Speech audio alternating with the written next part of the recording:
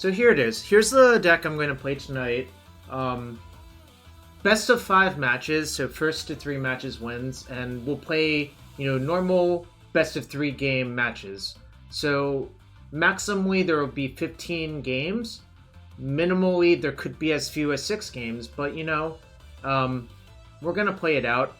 Anyways, so the idea behind this is if both of us bring a deck that's inbred for this specific matchup, I don't think that's a very realistic proposition of what would happen in a tournament, I think playing the deck list that you would play in a tournament for a matchup series at the time makes the most sense. So I looked at a lot of lists, I looked at my old lists, and this is what I came up with. I like to play about 35 lands, I don't like the 3-color mana bases. I've gone on record on that multiple times. I mean, there are times where it's correct, but I feel like red-green can still handle most of what it needs to, especially with the addition of Lightning Bolt, Grasping Dunes.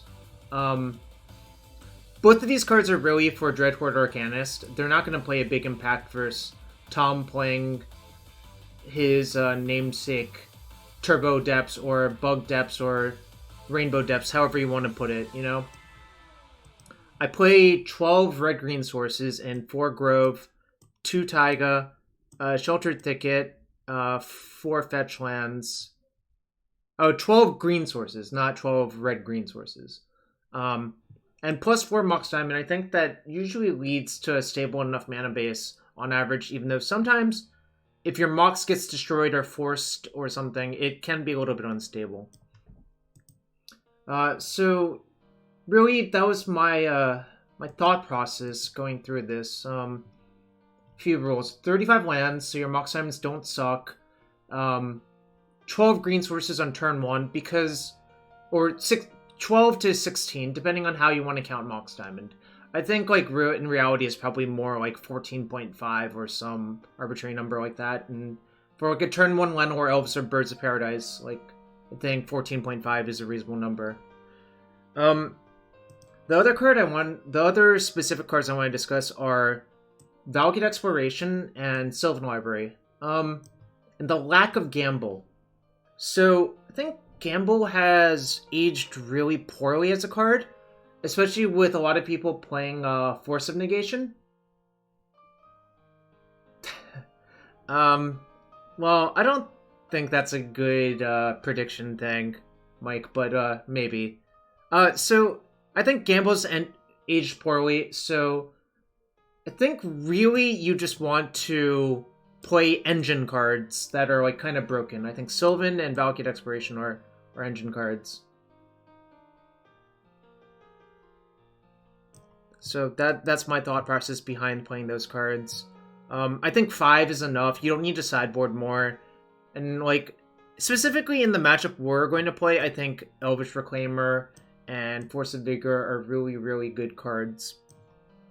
So those are my thoughts to begin with. Glory Fades, thanks for what?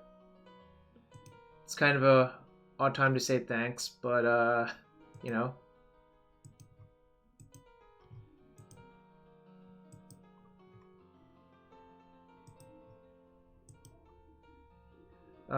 So yeah, that's what I'm planning on doing. We'll actually play the games in about 15 to 17 minutes. Before that, let's take a look at Tom's deck. I think that's whenever you play a matchup in an open decklist tournament, understanding your opponent's deck and their game plan makes a lot of sense, right? Oh great, did I accidentally create a thanks meme? Guess I did.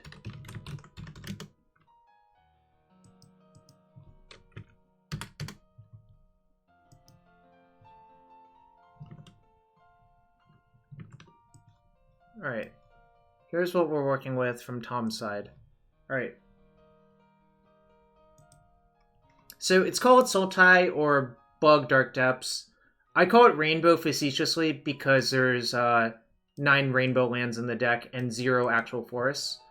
But really, this is just a black-green deck splashing Stifle in the main deck and Flusterstorm in the sideboard. This is very much on the turbo axis, or the turbo end of the spectrum for Dark Depths.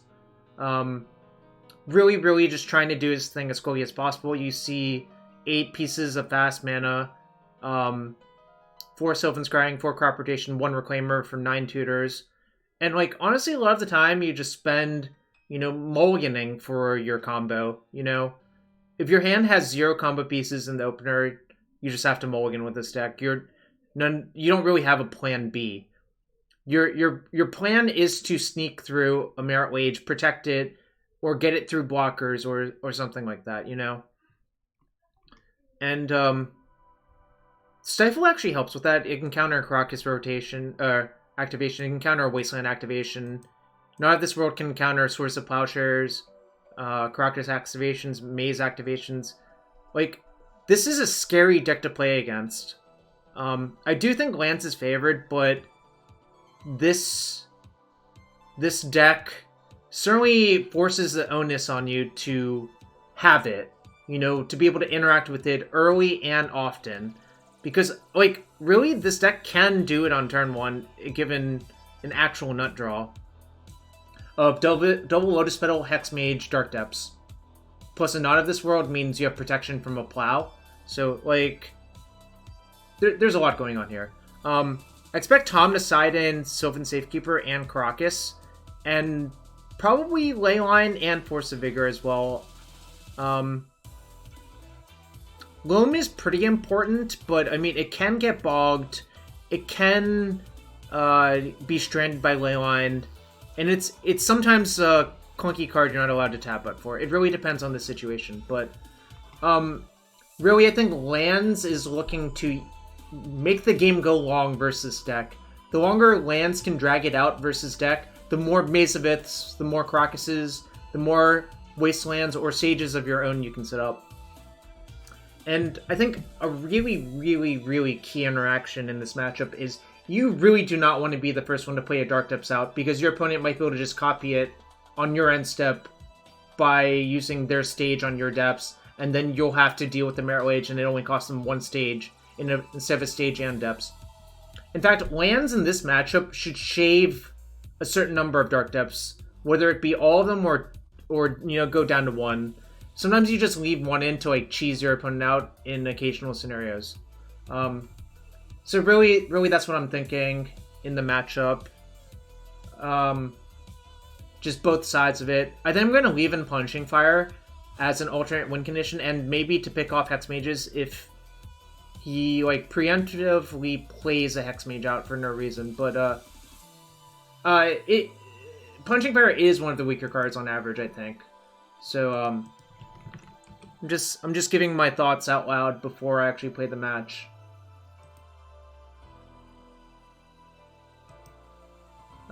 Anyone have any questions for me? Everyone here just happy to hang out on this Wednesday before what really feels like fake Thanksgiving? I don't know. It's weird this year. That's all I'm saying. Question: who cuts my hair? No one has cut my hair for 9 weeks at least. Maybe 8. I don't remember.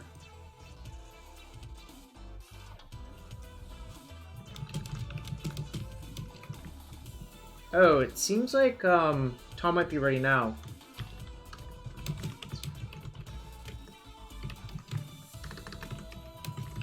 Alright, so I guess the first match is starting now, in a second. I'm going to turn off the music for this because I really want to put my best foot forward. Or I'm gonna put on very low volume.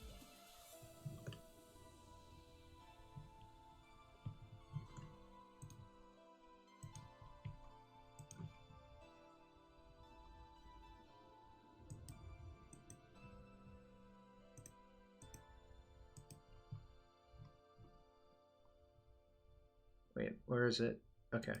And the reason I called it Kingdom Hearts Lands is I kept it simple and clean.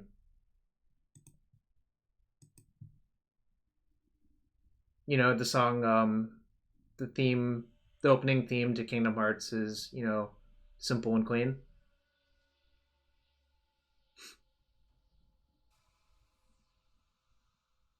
Alright. I won the die roll for our first game. This is red-green lands, simple and queen lands versus bug or rainbow depths. Alright, so I think this hand's a keep, but there's certainly problems with it. Crop Rotation is basically just the most important card in the matchup, period. There's no acceleration in this hand. There's no fetch. But I think it's still a keep. I mean, obviously this could backfire.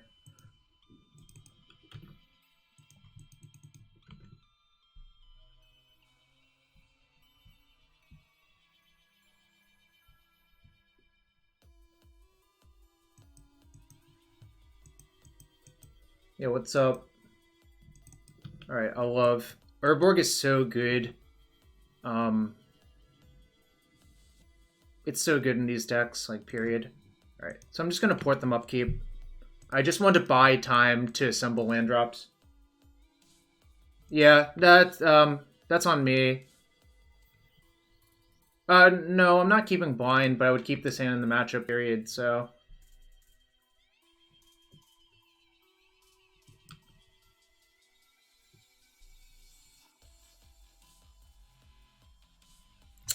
That's unfortunate. Question is, which land do I want to play?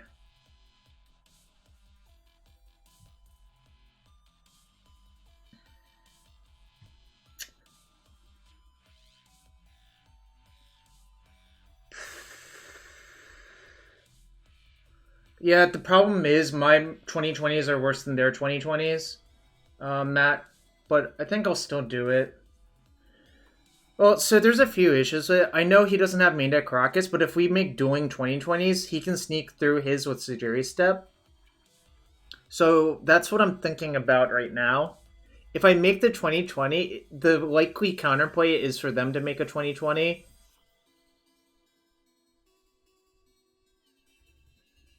Yeah, I still have Maze, so I guess probably I'm supposed to do it. It's kind of dangerous, period, but...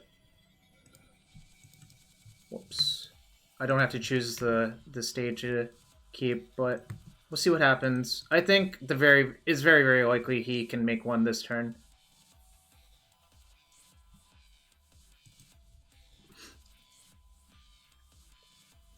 Note, I think this, if you don't care, if you actually think you can beat them in a long game, the safest play is to actually, alright, well, here's what I'm gonna do. Just not gonna attack and say go. There's, like, a very high chance that they're making Merit Wage here. Alright, they didn't. So, should I tap a land down? Probably.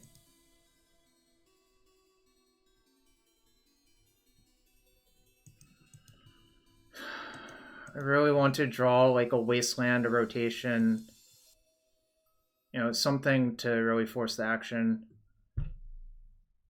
Because if I force the action, then at least, I guess really my best draw is actually rotation. Alright, so they can still sneaky make it. One way to play around this is if I port them during my draw step, I can see what's actually going on.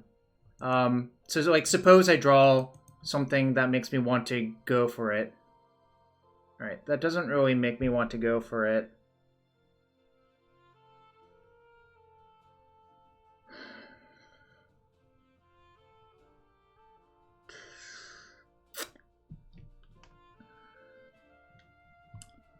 Yeah, so I was thinking if I drew something good, I could port here off something. Yeah, if it's EOSG rotation, they can make a Merit Wage block and then not of this world my activation. So that's what I was thinking about.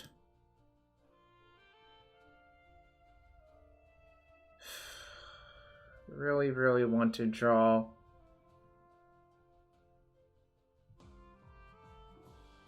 Alright, I think I'm just going to continue with the port plan. The instant I draw a rotation or a Wasteland or something, it becomes a lot more difficult for them. This is playing a little bit scared, but the late game does favor this deck, so I'm kind of okay with it.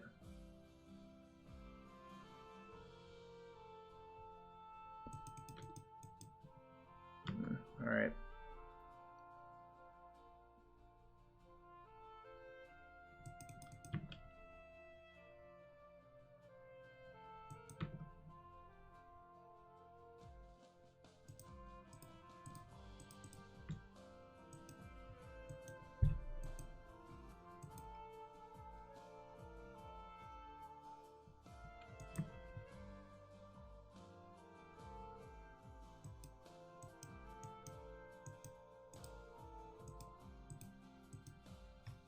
Oh.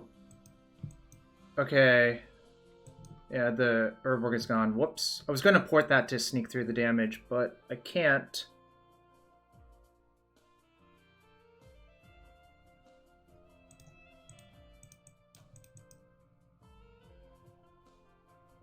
Yeah, they do. That's why I'm going to make it hard for them to do that, really. Also, this way, if I get the stage back this turn, I can assemble another maze next turn.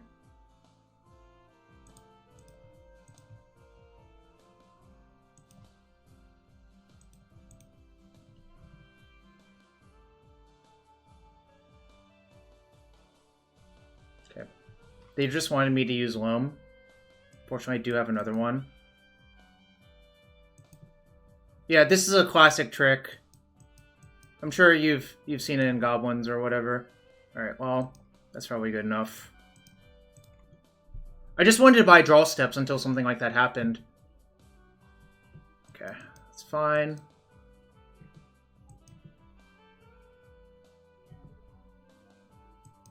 That's one Not of This World down, so it makes it a lot harder. So I'm just going to stage my maze this turn. Then I think it'll be virtually impossible for them to win exactly this turn. Well, if they have a second Not of This World, they have it. Or Stifle, I guess. I mean, whatever. If it happens, it happens. Sucks. I mean, I tried my best. I gave myself as long as possible to draw what I needed, right?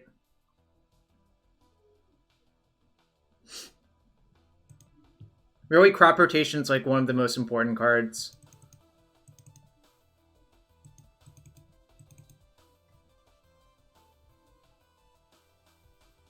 Play around Stifle, you could have ported pre-combat. Oh, that was bad. I should have just ported first. Wait, did they have 2 blue sources?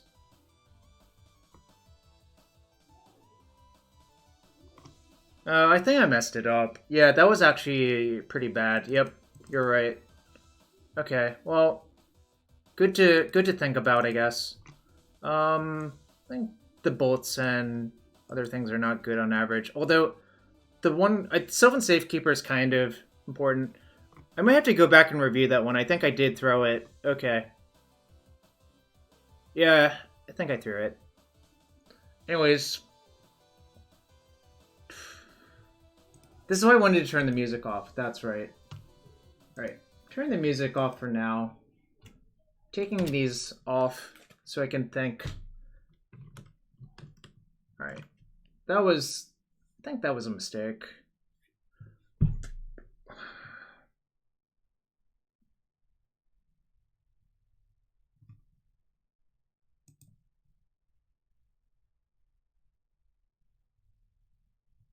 Well... I think this is fine, actually.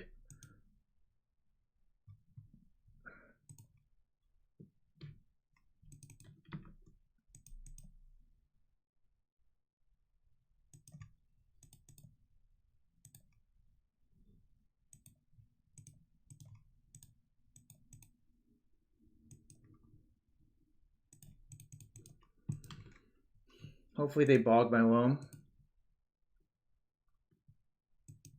Yeah, I probably should have played with the ports differently. I think you're right.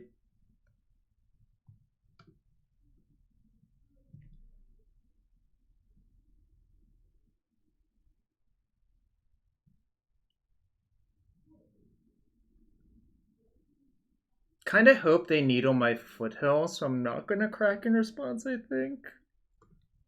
I'm sure.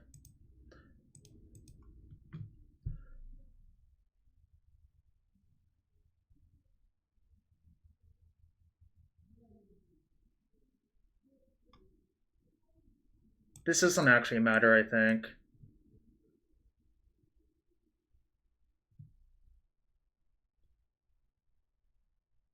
Yeah. Tom also knows it doesn't matter.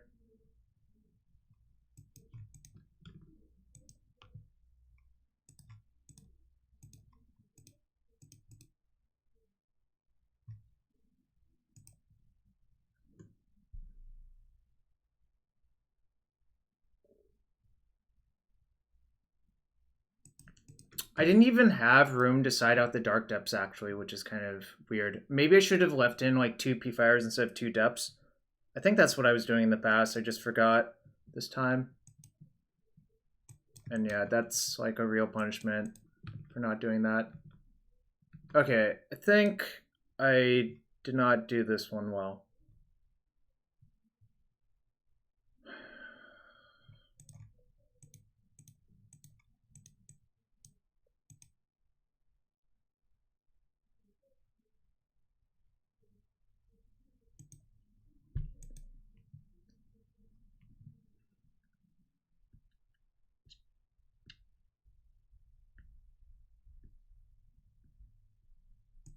I think I have to start taking blind draw steps now because Dredging Loam doesn't even do that much. Yeah, real punishment. Yep.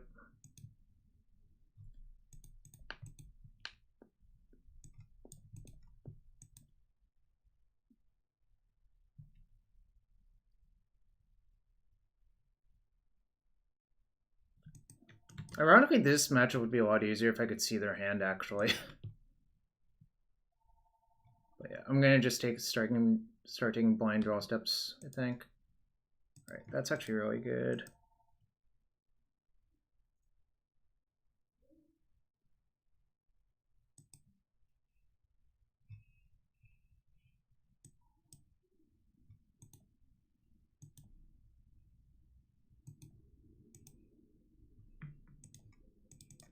Yeah, the plan is to main phase. They can Karakas me, that's fine. I'll accept that, but...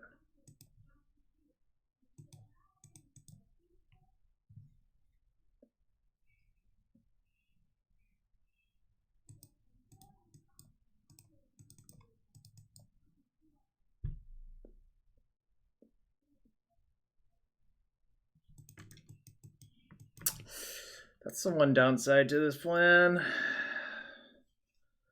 Yeah, I think...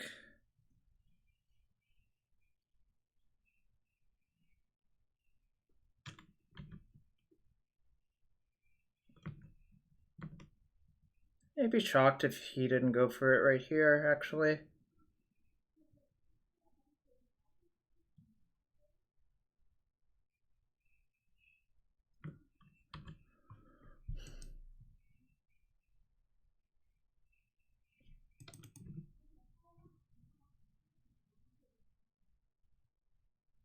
Get stick bugged? I don't even know what that means.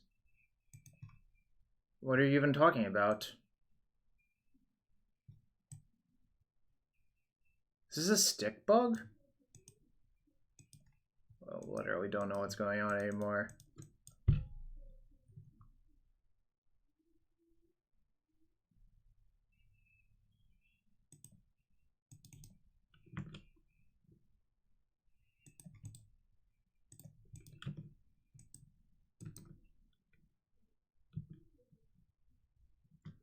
Yeah, now I remember. I can't side out all my removal spells for this exact reason. What's the meme? I mean, I guess I'm too boomer to get it.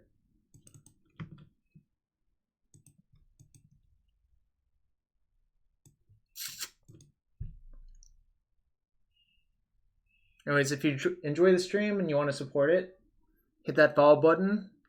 Consider using your Twitch Prime sub here. Everything's appreciated. Okay. Alright, so it's a race.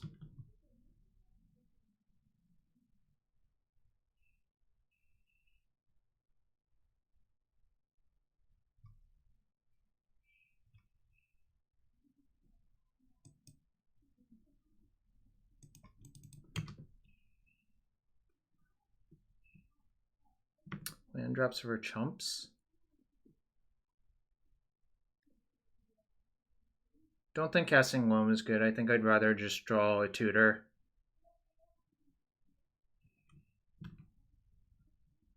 A tutor would be extremely good, I think. I should have used stage to copy something. Alright, that's good, I think.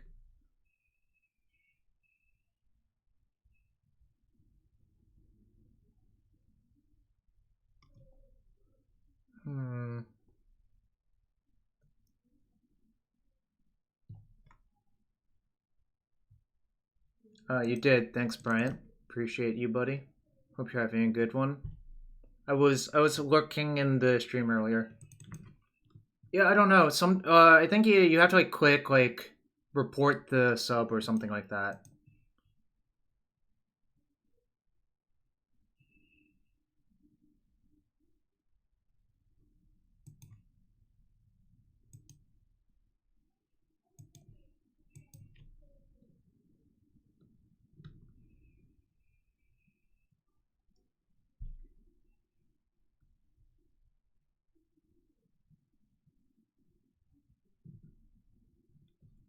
All right. So I think the plan is to rotate for Blast Zone, crack it.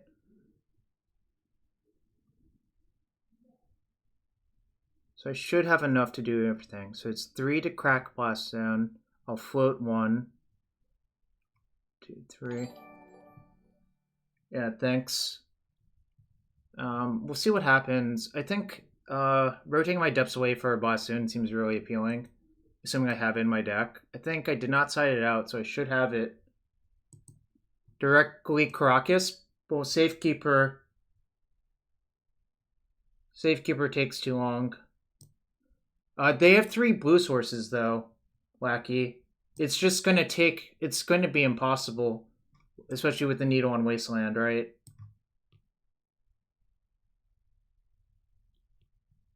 Plus, I can rebuy the Blast Zone with Life from the Loam, so I think it seems clearly correct.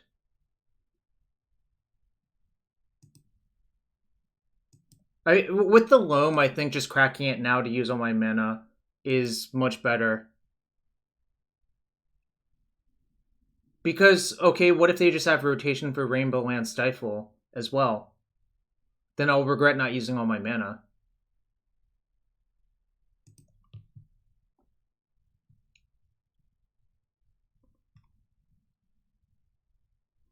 So Blast Zone clears these 3.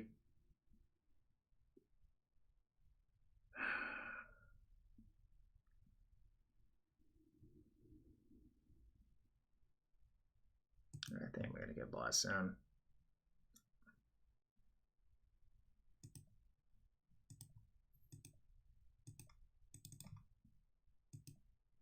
I'm 1 mana short. Pydings, I think if I do that, it gives them way too many windows to draw Sejiri Step. Pydings. I think we need to go for a different route, personally.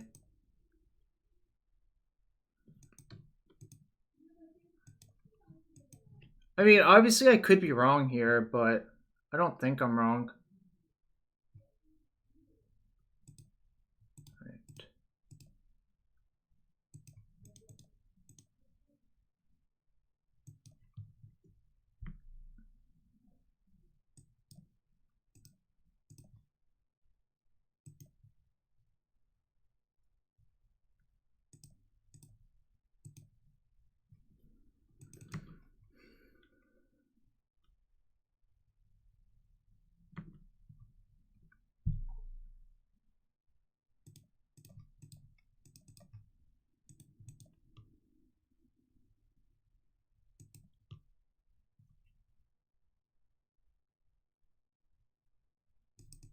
Okay.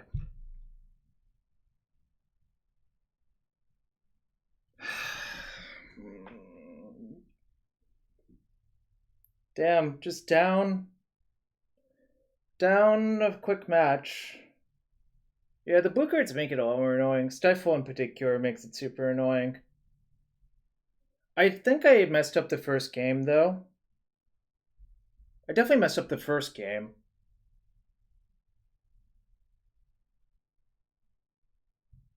Ha ha ha. Yeah, game one was winnable. I'm not sure about that one. Alright. I'm down 0-1 in matches. I'll update that. Shit. Oh, let's see. Should have thought more, I guess.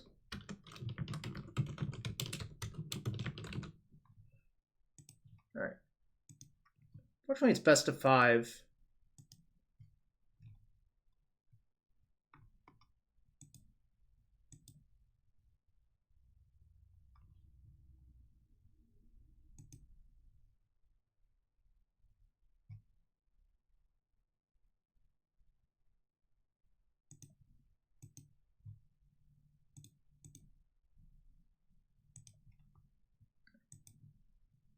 Do my best when the back is against the wall. Alright. If my Mox gets Thoughtseize, it's pretty bad, but besides that, the hand's like really good. I think I'm supposed to keep, but there's obviously some risk associated with it.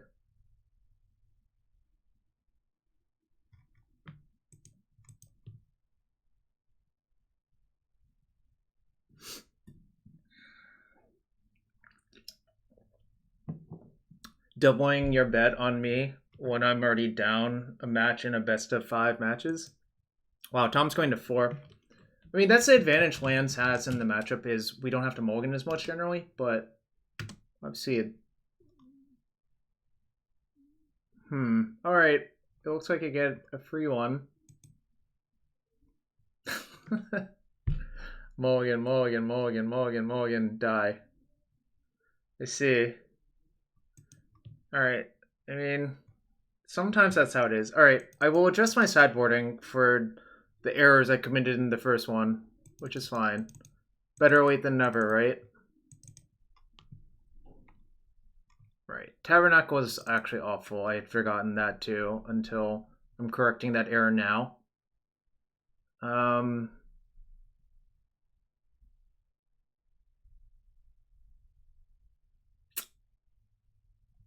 I think Grasping Indian is not so good. Alright, so I'm down to 31, and what's the last cut I could cut?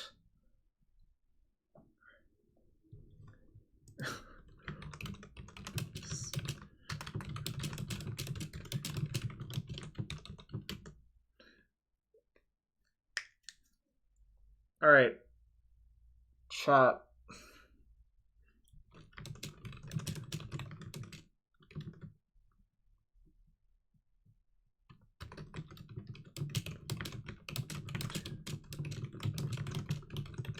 Alright.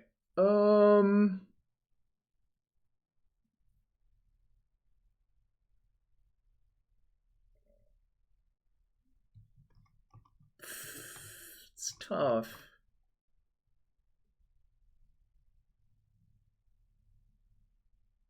Maybe I can shave one of these, even though I think it's really good because it is clunky. I'll try that. It's been a while.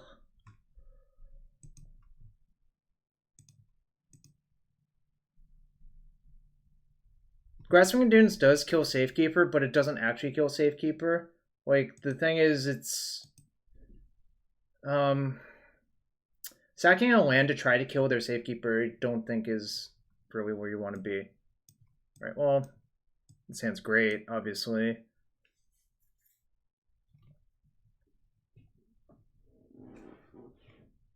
And here's, like, I think this is the real advantage in the matchup is lands has to mulligan less than Depths has to, generally speaking, but, you know, is what it is, right?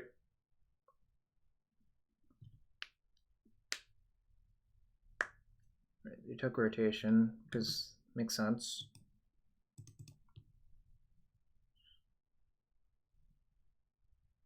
Alright, so they could waste my bargain source, but I think I'm going to be okay with that. I think I would rather that they waste this than that. So, and for that reason, I'm not playing this out until I have to stage out as well.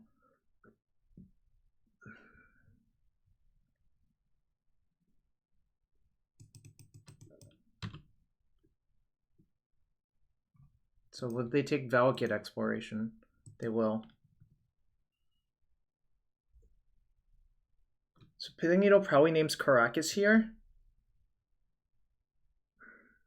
Yeah. That's really good, actually. All right.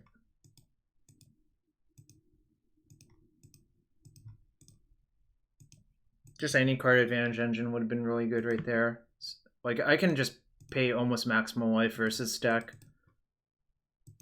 Because like they don't nickel and dime you with damage. They deal like huge chunks of damage at once.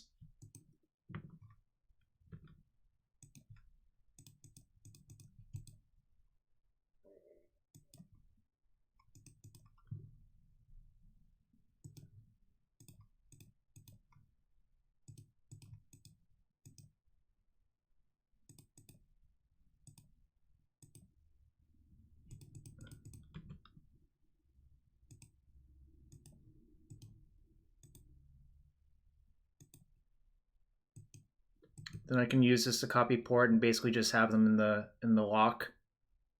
I mean, I can't dirtle forever. I need to find an answer, or either a way to kill them or an answer. I mean, I could go for the for a Merit Age, but that risks them. Oh, they can't even Karakas me. Never mind. I probably should do that then. All right. Now I think it's relatively safe.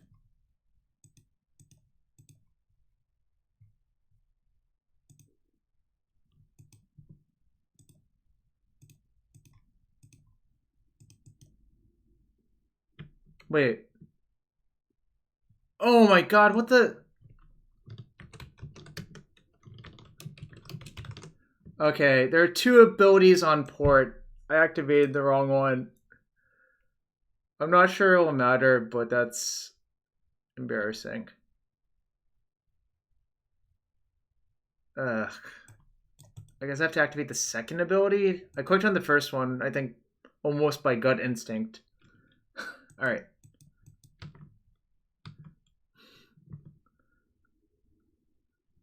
Just have to be more careful there, I guess. But, I mean, I think I'm really far ahead. With this crop rotation, I don't think I can actually lose. I mean, obviously I could, but...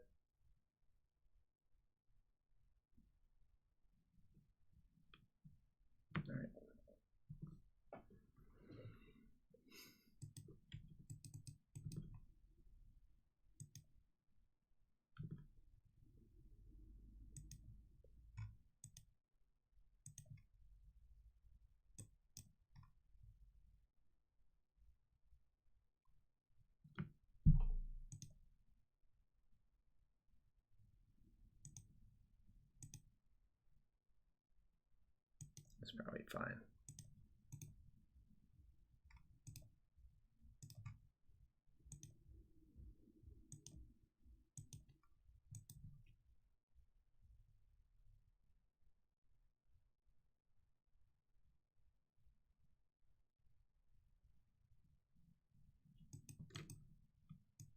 Okay.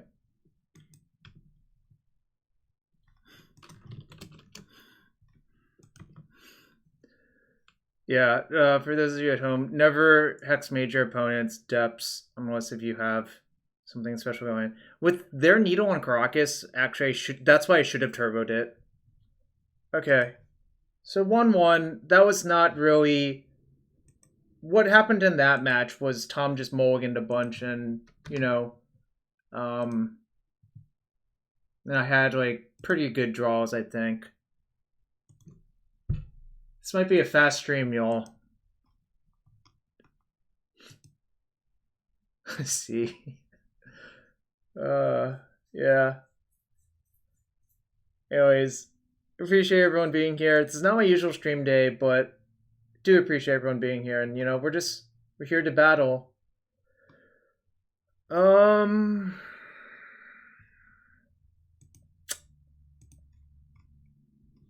I think this hand's bad.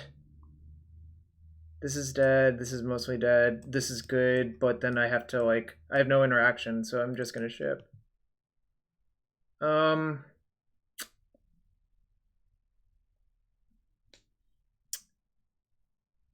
I think I'm actually supposed to keep, but it's not the safest, and I'm just gonna bottom the lightning bolt. So the thing is, like, double Wasteland's actually really good versus them unless I never draw literally another mana source. But I think with 16 red-green sources that I can draw off the top, this hand's actually a keep. So yeah, I'm going to keep and bottom the Bolt, because I think Bolt is my worst card by a lot.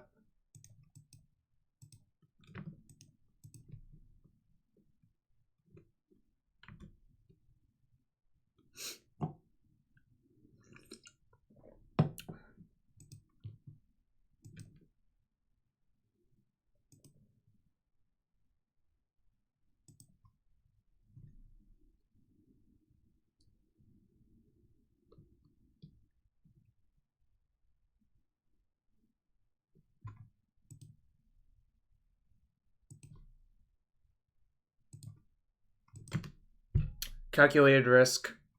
They're on less cards, so there's a chance that like that actually cuts them off completely. Plus, what I want to do is buy turns. I don't think I'm going to do it now because now if I do it, I walk into a rotation. But I just want to buy turns until I draw a red-green source.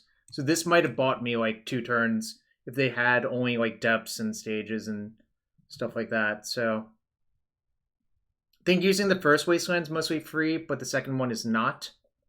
All right, now I want to play this land out because if I draw a red-green source, I can play the Valakut Exploration.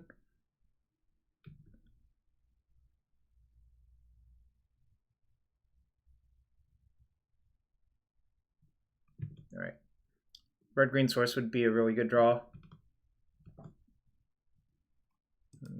All right.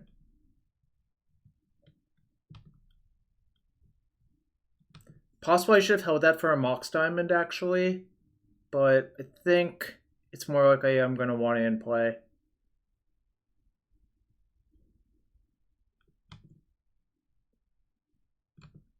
So red-green source would be the nuts. I think this I should hold for a Mox Diamond.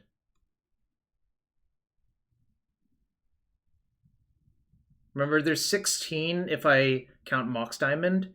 So like just giving myself more chances to draw it is good. All right.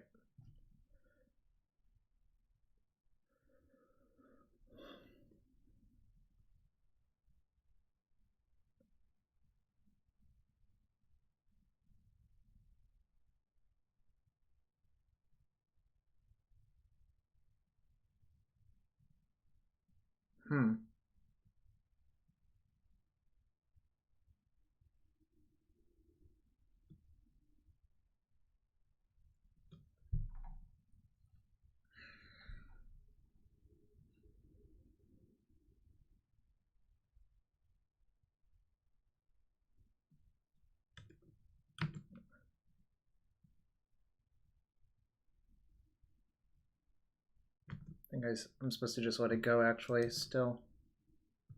I was thinking about wasting their depths within the stack, but I don't think that really changes much.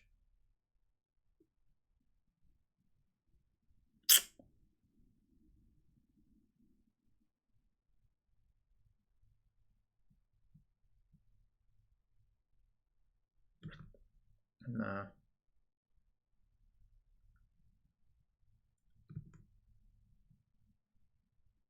Obviously, I'm playing a little bit with fire right here. This really needs to be like a red-green source, really. Alright, so they had the second rotation. I was just patient the entire time.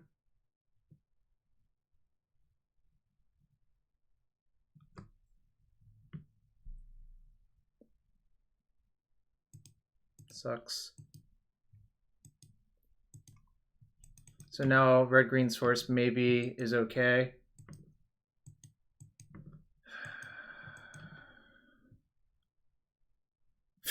never even drew it. Alright. I think it was actually going to be too hard to win if I never drew a Regular Source, but I think keeping that 6 with 2 wastes is correct for this matchup.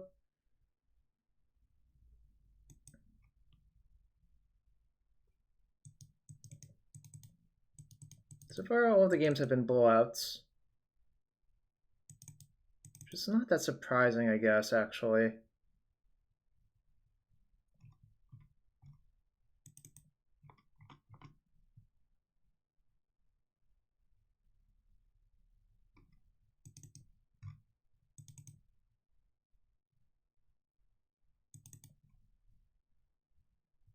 Actually, Dunes is better than Bog. I also just realized this because it's an untapped land, and the black mana doesn't matter to me. And also, like, I could hypothetically kill a whatchamacallit, a Sylvan Safekeeper, or try to.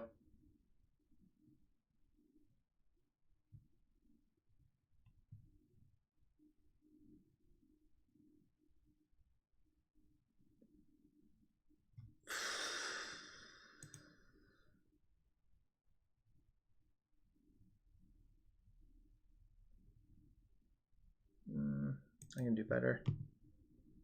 This is, in fact, better.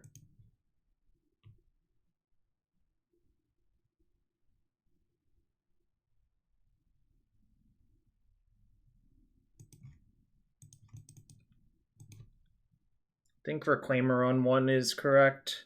It's between Reclaimer or Exploration on 1. The advantage to going Exploration for 1, if I draw another land, it's a lot better to play Exploration on 1, actually, but...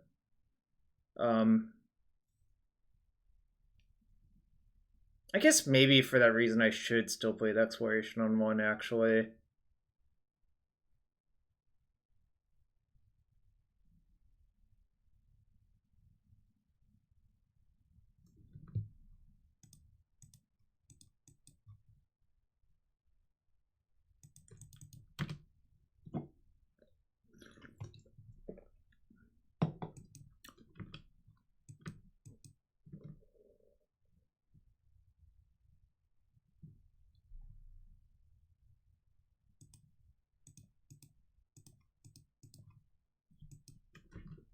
I think this is just an incredibly good setup versus Tom.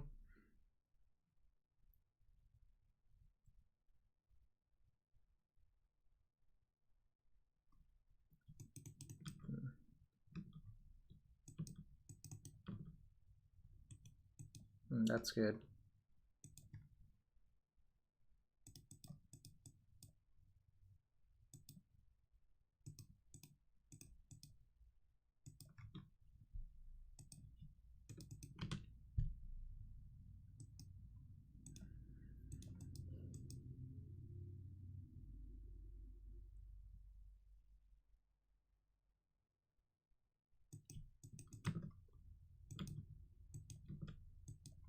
Interesting. So that screams crop rotation to me. A lot of these games specifically are about deducing what your opponent has in their hand instead of almost anything else, I think. Not even going to bother playing this out. I think leaving up all my men is better this turn.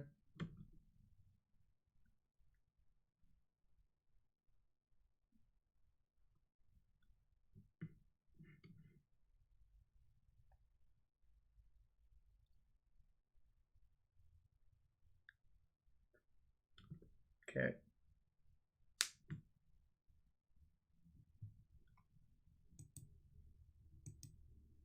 I think I'm going to stage my Ghost Quarter, actually.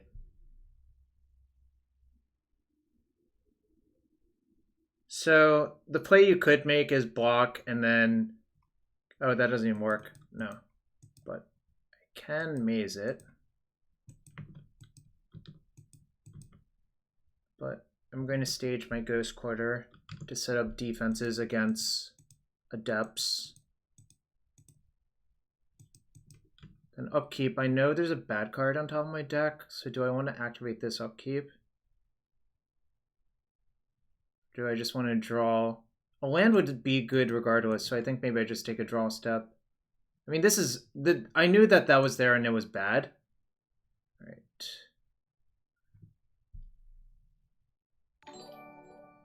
Yo, Siebes Biscuit, I appreciate you, my friend. Hope you're having a good one. All right, I think I can just go to 4.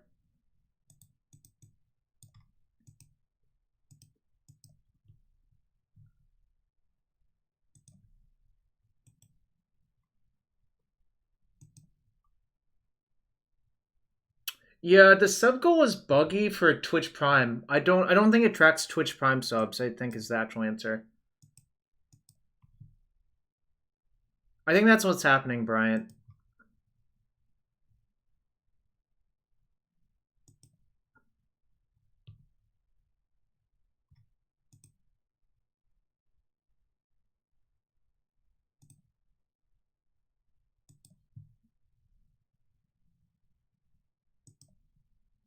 God, this card's so fun to play with.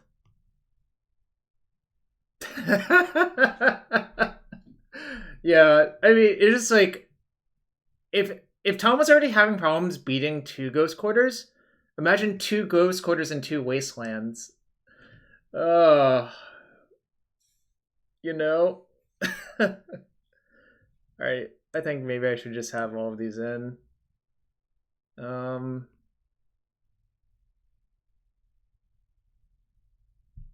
maybe not though. I don't know. It's kind of complicated.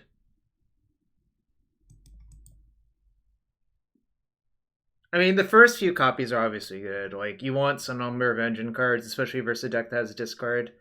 But you don't want to draw too many of them because you also need to, like, set up the defenses, so to speak.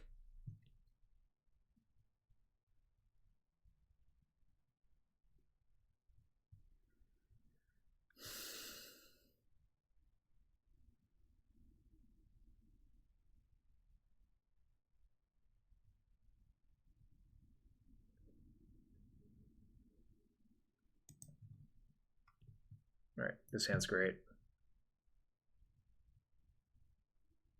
Basically, the hands I'm looking for contain one of my interaction cards or crop rotation effect. And, like, this has both, and I can just bottom the second stage pretty easily.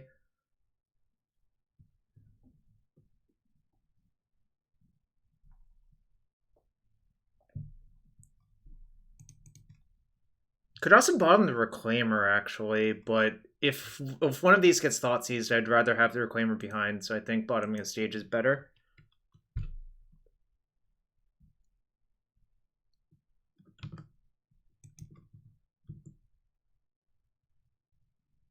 Alright, I can play around Stifle now, to some degree. I was, like, vaguely worried that they would Stifle my land drop. Because if you lead on Heath and they have Stifle there, I think it's nearly game losing. But if you do this instead, you can play around the Stifle.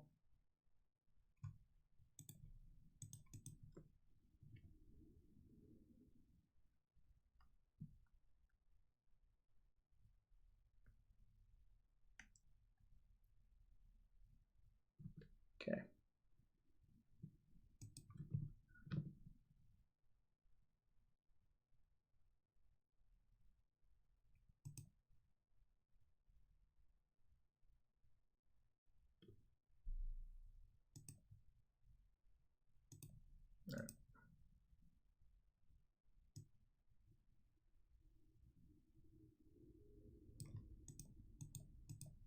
I think I'm satisfied with this. I'll take the shields down a little bit this turn, but other turns I'll leave up more mana. The theory is this turn it's safer to tap out than other turns.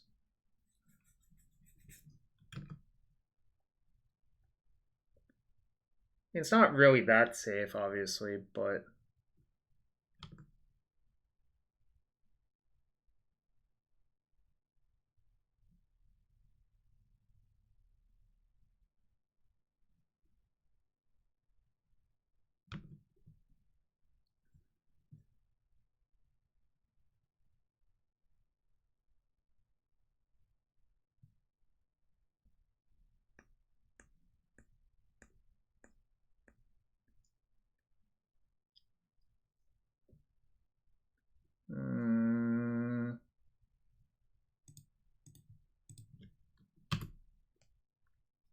No reason to waste the depths.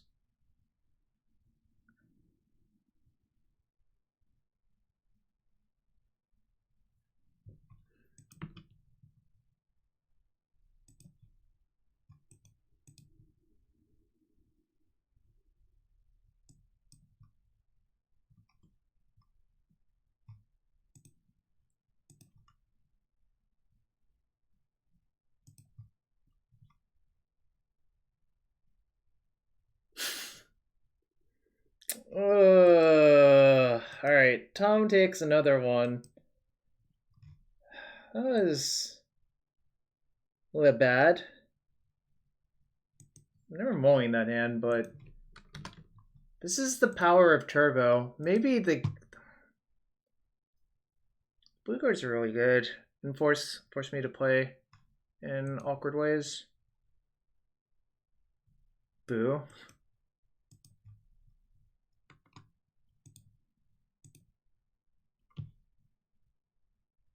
Alright, so Tom's up 2-1. He said he thought the matchup was not great, but I don't know, he's playing well, and I'm walking into... I've avoided a lot of the pitfalls or traps he's tried to set up, actually, but at least I haven't avoided all of them.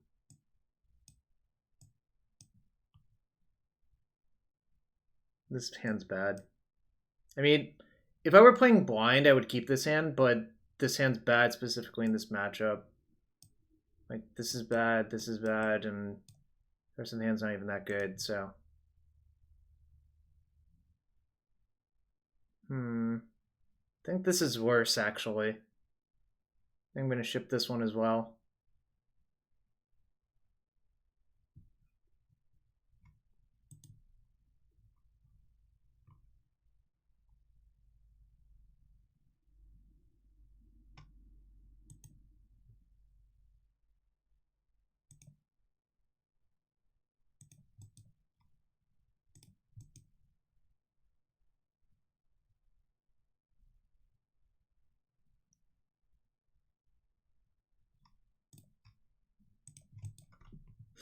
This hand's pretty good, for obvious reasons.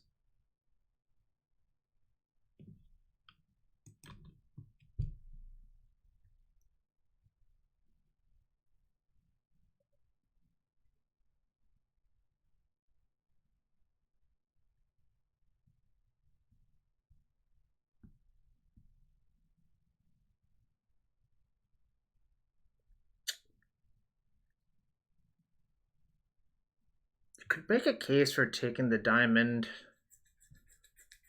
as well.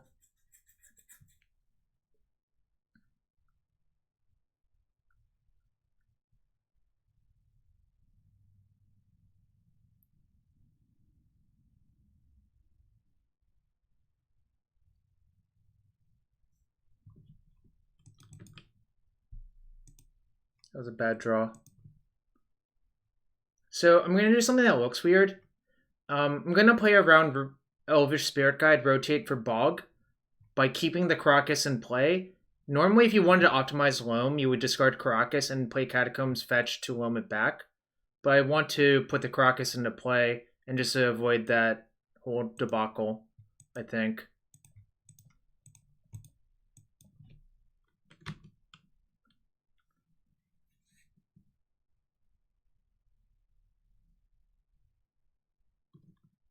Sucks. So I'm going to dredge looking for a Wasteland. There we go. Play a waste out. No, I'm actually going to stop dredging because I think drawing non-land cards would be more useful.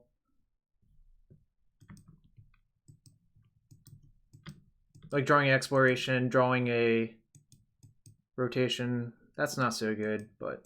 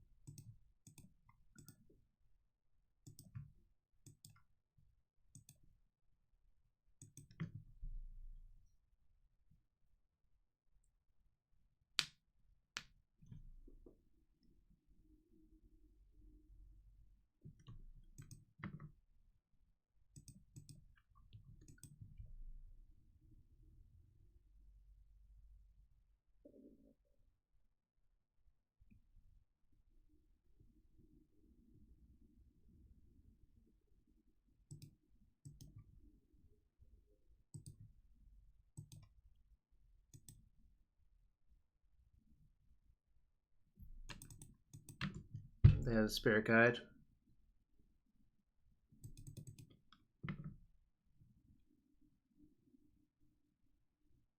So I want to find Blast Zone, but I also need more mana before I can even Blast Zone. So I'll dredge this turn.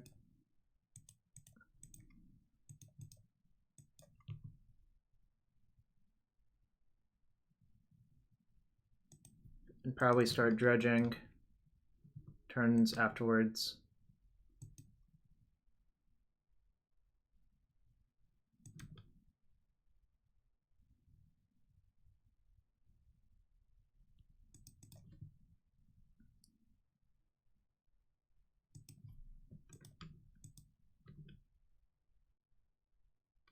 So 3 crop rotation is better than drawing a Loam, so alright. That is not particularly helpful. So I guess I will waste them upkeep.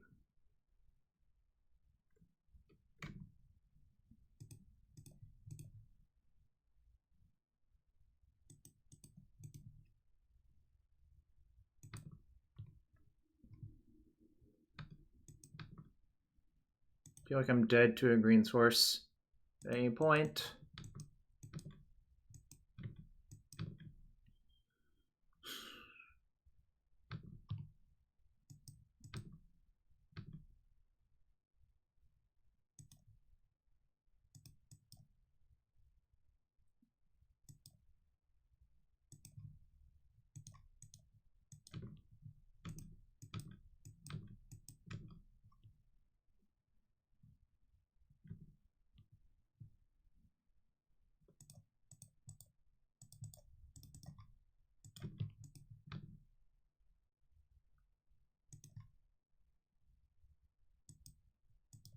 Doesn't really change anything, unfortunately.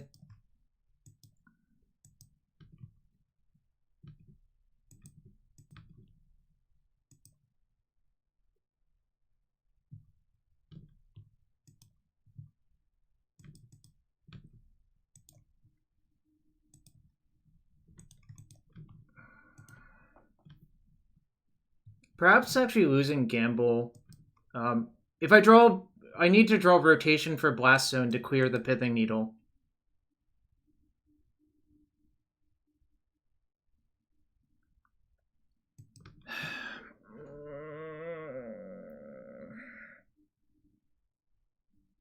Tabernacle doesn't do anything. They're indestructible.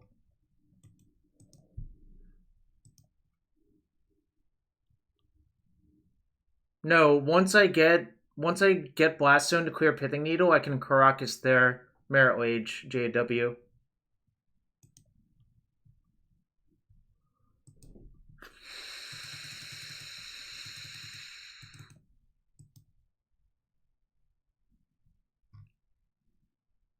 Don't think I want so many lightning bolts. I've changed my mind again.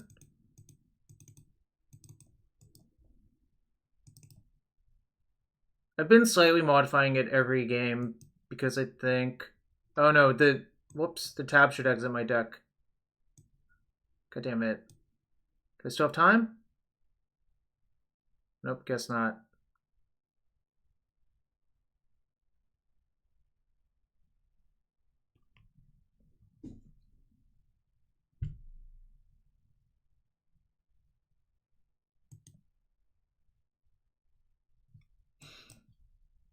Sajiri Step.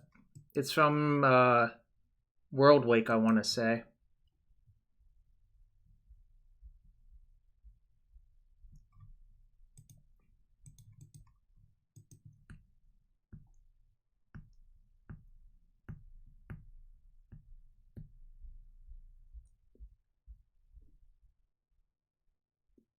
Anyways, if you enjoy the stream, consider hitting that follow button. Consider using your Twitch Prime sub or a regular sub. Everything's appreciated.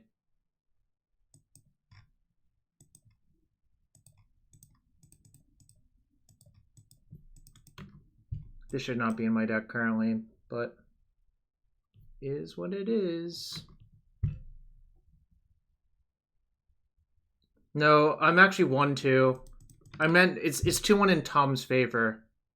I guess I did not make that very clear.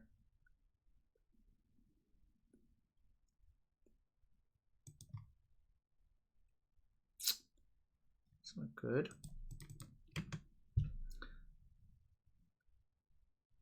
It's not clear, I think. I think I could have made a better thing, a less confusing thing, right?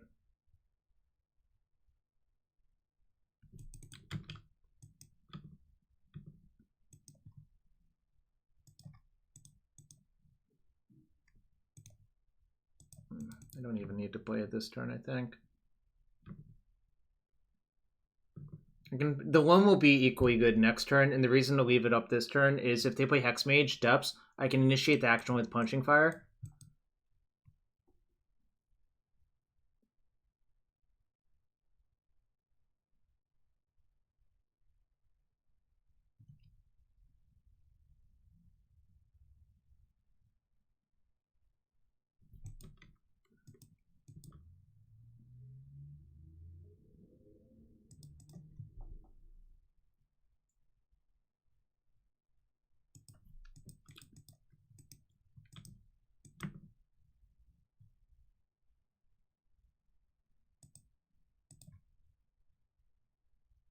Should have maybe not played that, but I don't think it's actually going to matter. Oops. On a Loam, stage, port.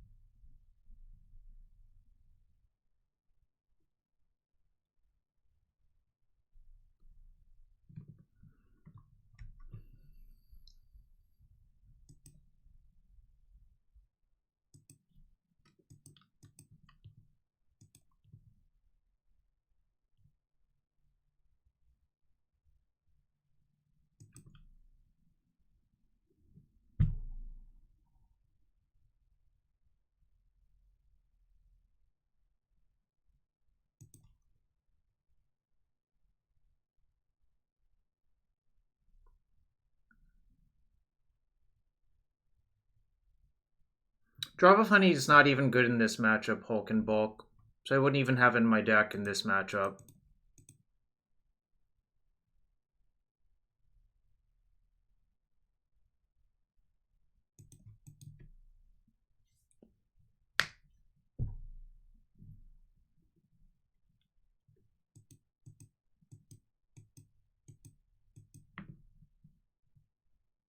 Possible I should have responded to the Hexmage by P-firing that, but I don't think it changes anything.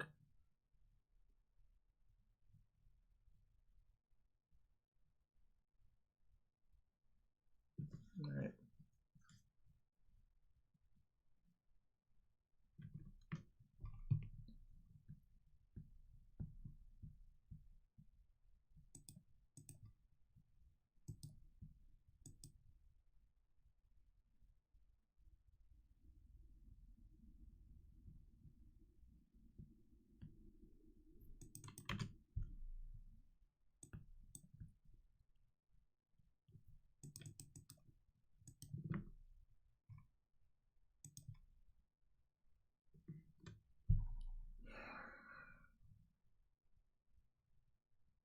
So Karakas or rotation would have actually done it that turn.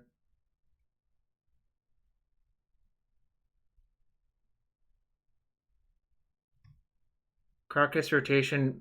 Maze also does it because this dies to Tabernacle, but that's only like a delaying tactic.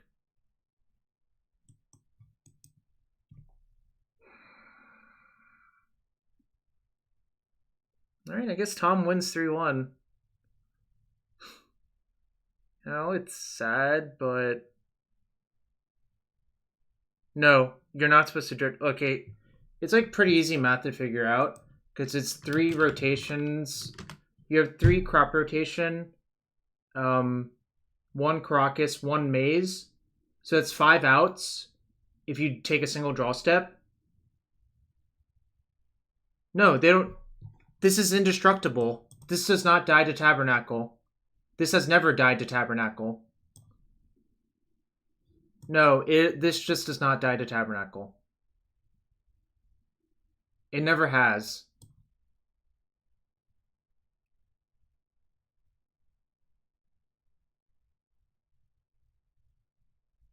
All right, so let me discuss the math behind not dredging there. You're looking for 5 outs in a single draw step versus looking at 2 lands in 3 outs. And I believe if you look at 2 lands and 3 outs, it's actually worse than looking at 5 outs and 1 draw.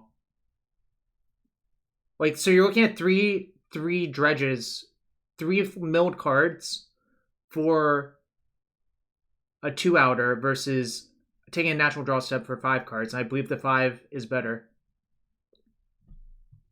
But you should always make sure, but you know. Alright, I guess. Oh, really? Okay, then I probably goofed it. Okay. Okay, so I cost myself 2%. Well, that's good to know. My reverse heuristic cost me that time. It cost me like 2% equity. I assume JW put in my deck size while considering that. Deck size 47. Did I have 47 cards left? I don't know. That was disappointing, but honestly, I think maybe a little bit of my rust was showing. I don't play the deck every day. Yeah, I only had 3 crops left, but it would be 6-outer. Okay, it would have been a 6-outer versus a 2-outer on 3.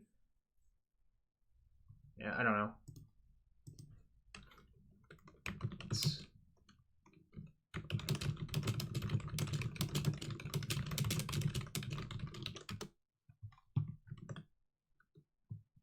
Yeah, Tom is really good. I think that's the actual reality.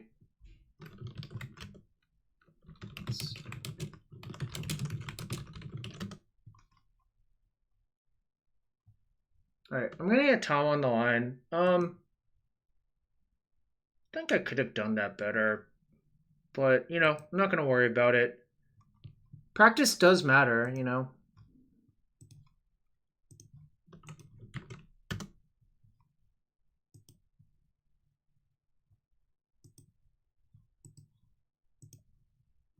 Oops.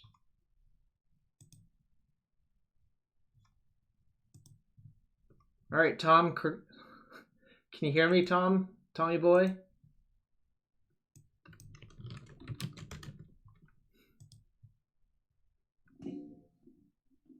I can hear some banging. I was just adjusting the mic. Okay.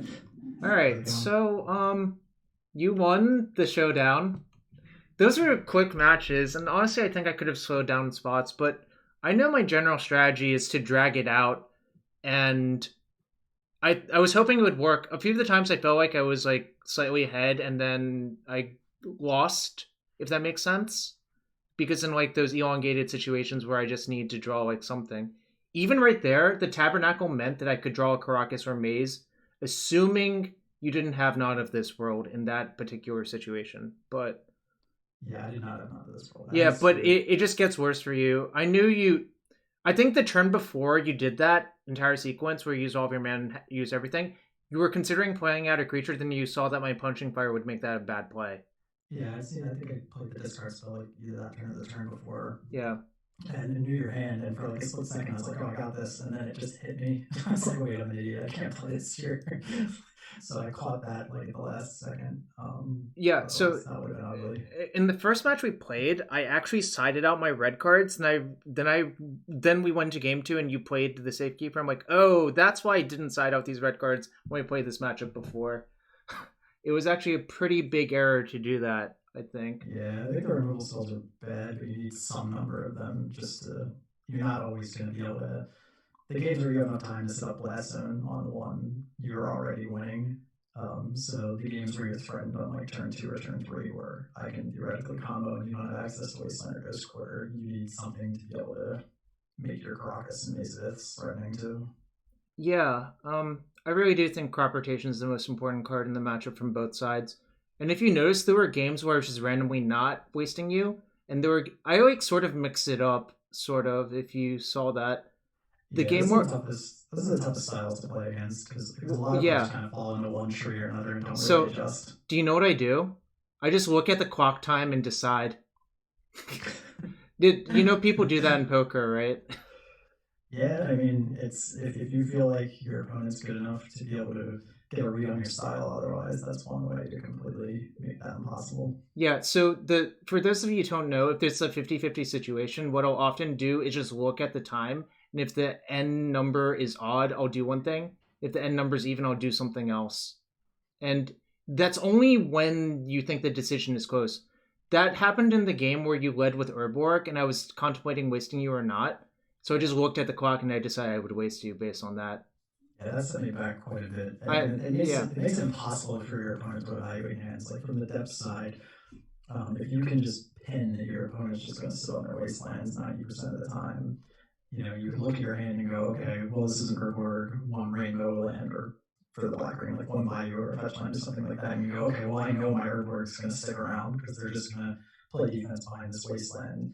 And it makes it really easy to evaluate your hands. If you're doing things like you did, where you're changing up here and there, it makes it really difficult to evaluate the opening hands in the matchup. Yeah, I think I still lost that game, but the moral victory was mine, you know? Did you? I wasn't sure whether that was the game where you ended up with a pile of Ghost Quarters or Wasteland. No, that was a different game. That was the Valakut Exploration going nuts game, which was not even close, you know? Yeah.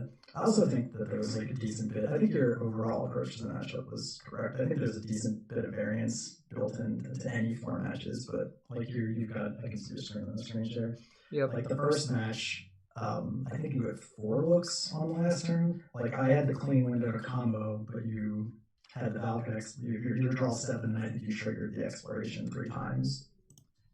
So I want to say that was game 2. I forget which one it was, but there was one where you were drawing your corporations as an out. You had multiple looks off of the Valakut's exploration. If it was this game, I think in retrospect, I would not keep this hand again, actually. I think this hand just doesn't actually do anything, but... Yeah, it's kind of hoping you dredge into something really good. I was actually hoping you would Pithing Needle the Wooded Foothills. So many people would do that there, even though the Wooded Foothills is the most irrelevant card. I think that's something you can consider if your opponent doesn't straight up have 2 Mox Diamonds on the table. The fetch land isn't really doing too much there. This is where I realized that taking out all my red cards was bad. It was specifically this moment. I'm like, oh, god damn it. Now I remember. So yeah, to explain it in chat, to the chat, if there's doing Merit Wages, that's actually bad for lands. You don't want that to happen. That's really just an emergency button to try to cheese the Depths player to try to sneak a Merit Wage into play. I think generally speaking, lands would be much happier if there were 0 Merit Wages on the field at all points. Yeah, that's especially bad if the Karakas is locked out somehow. Either it got blocked or circled out of the game, or it's needled on board, because then you're looking at there's no way to get the opposing one off the table, which I think was the case in one of the games where Karakas was needled and it was just in a staring contest, and that's just it's very difficult for lands to win, because even if you think you had your waste locked. No, but it doesn't matter, because it's just 1 green source and a rotation, and then I'm dead. To you hitting me for 20. And there's 8 free mana to this, so even if I draw a Dark Depths like I did in the one game, you still have like Spirit Bag rotations. So yeah, it's really difficult to win from that spot. Yeah, so I mean, I think generally speaking, my approach was correct, but some of the finer details I could have optimized on, like obviously practice matters, and I haven't played the deck in a little bit, but there were like some small things that I did wrong, which definitely do cost percentage points. But I think overall the macro plan is good. And I also do think this matchup used to be better when we played Glacial Chasm and more Maze of Iths. Yeah, Glacial Chasm makes it really hard just because we can't, from the depth side, we can't aggro use our Wasteland. Because if the Glacial Chasm comes behind it, we're like pinned on hoping to copy your Ghost Quarters and Wastelands, and obviously you don't have to let that happen. So Glacial Chasm can solve for a really significant period of time. And I think that also punishes the stifle plan too if you go up to multiple Maze of Iths, like you said. Like if you get up to a point where you're either playing a second Maze of Ith or you're staging a Maze of Ith, you get two Maze of Iths in play, then we're down to just like two needles or like multiple cycles and not as rolls to push through something like that. Right. So if you change the deck, I mean, if you really want to be, I don't think this matchup's a concern for lands, but if it ever was a concern for lands, you definitely could make those two changes and immediately shore it up considerably. Yeah, I think generally I still feel fine, but obviously, like you said, small N was clearly a factor, and I mean, honestly, the blue version is much better in this matchup because Stifle is really good. Like I think Stifle did straight up when you. It was maybe in the first game where I could have played around Stifle with my Rishadan Ports, and I chose not to. Actually, let's go back and look at that. Also, in that very last match, I accidentally left this card in my deck. I was trying a different sideboard thing, and then I only noticed at the last second it was still in my deck, even though it doesn't actually do anything. All right. Yeah, I had no reason to play the maze there. That's fine. God, I just want to draw as many of this card as I can in the matchup.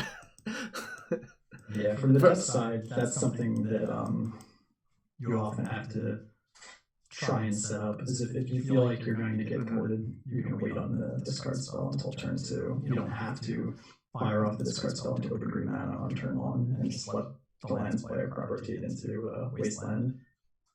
I've tried to be somewhat patient with my discard spells on the draw. Yeah, so I was on the fence about this, but I ultimately decided it was correct on the off chance you didn't have it. But I mean, you're so likely to have it right here, I think. Yeah, this was an interesting sequence. It was like a cat and mouse thing where I was like hoping you would talk yourself into attacking. No, in fact, I explained to the chat multiple times, I'm just never attacking. I actually just said that out loud. Yeah, but I also don't want to give you. At that time, I didn't have the ability to push through in the other direction through what you had on board, so I wasn't just going to combo into it and like pray. I think it was the second or third turn I drew I needed to push through. So then I ended up using the Spirit Guide to combo. Oh, right there. And once you do this, I'm like, this is such a bad sign for me, but I can't do anything about it, Yeah. I think that's a primary problem in the matchup is you have more information than I do at almost all points. That's like kind of a downside, right? Yeah, even post-board where I shave a decent amount of discard, a certain number of circles come in. So here you didn't have a second rotation, so I'm still safe for maybe. I'm forgetting how this game played out. I needed both mana, I think. Maybe I had a Sylvan Scrying in my head. I forget exactly what it was. And I tried to port you, and then I realized the rework was gone. Yeah, that was... No, it's whatever. I just want to deal you 1 point of damage, because it's technically correct. Yeah, it makes sense. Yeah, I definitely got rid of the rework on purpose there. Yeah, I mean... I needed to have as many active color sources as possible for your production. Urborg would be really good in lands if you could play it. And I think all of the black versions should play one, but rarely anyone does. And I think that's questionable. Oh, so this must have been the mana source you needed then. No, I drew that off the top. Yeah, that was the extra one I needed to get through the board.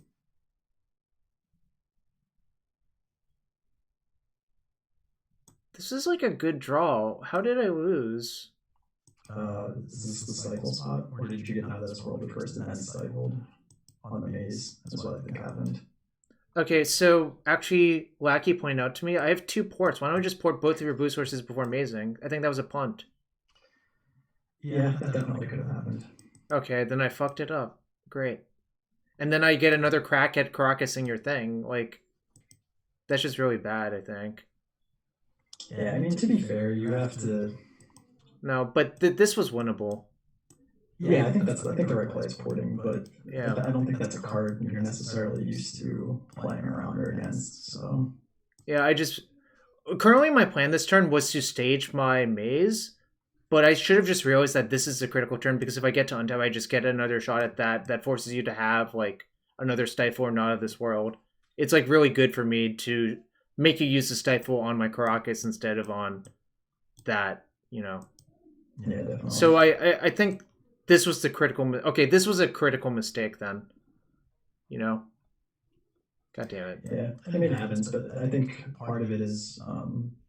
it's just a card you're not used to playing against out of depths. Normally, when you think of like the counterplay to your mazes and Karakas, you're thinking Needles and Not of This World, and the ports just don't matter. And either of those, right. I have 3 lands, so I'm still going to be able to play Needle, and Not of This World's obviously free, so... Yeah, but you've already used one Not of This World. I should have thought about the 2 of Stifle, so that's a mistake, but, you know, is what it is. All right. Yeah, that match is not interesting. I mean, so I did explain to the chat that I think lands is allowed to keep more hands than depths is in the matchup, generally speaking, because the deck is more naturally... how do I put it? Well, first off, lands need more resources to operate with. That's a big part of it. And second off, any engine card plus 1 piece of disruption, I think, is the keep for lands, pretty much. Yeah, and depths either needs a really fast combo plus some counterplay, or it needs something specific to attack the matchup, or you're just going to get buried. I chose to mulligan this. I don't think this hand's actually good. Like, it doesn't do anything. And this hand's, like, very, very, very good instead. I think this... I'm not sure Reclaimer is actually good in my deck, even in this matchup, but it's, like, fine, but it's really, really, really clunky. I think it's the kind of card you either have to, like, commit to just absorbing the risk on turn 1 and getting it out so it's active, or it might just not be good enough. Well, the reason I played it here is I wanted to play Exploration. No, I definitely see how you go with that card, but I'm saying, like, once you commit to not playing it on turn 1, there's really going to be hard. It's really going to be hard for you to find windows to play it and keep your action up. And then land coming into play tap on the back end. I mean, maybe it would be better if you do make a change and eventually add a chasm back to the 75, because then it doesn't matter. The delay turn doesn't matter. Surgical as peak, huh?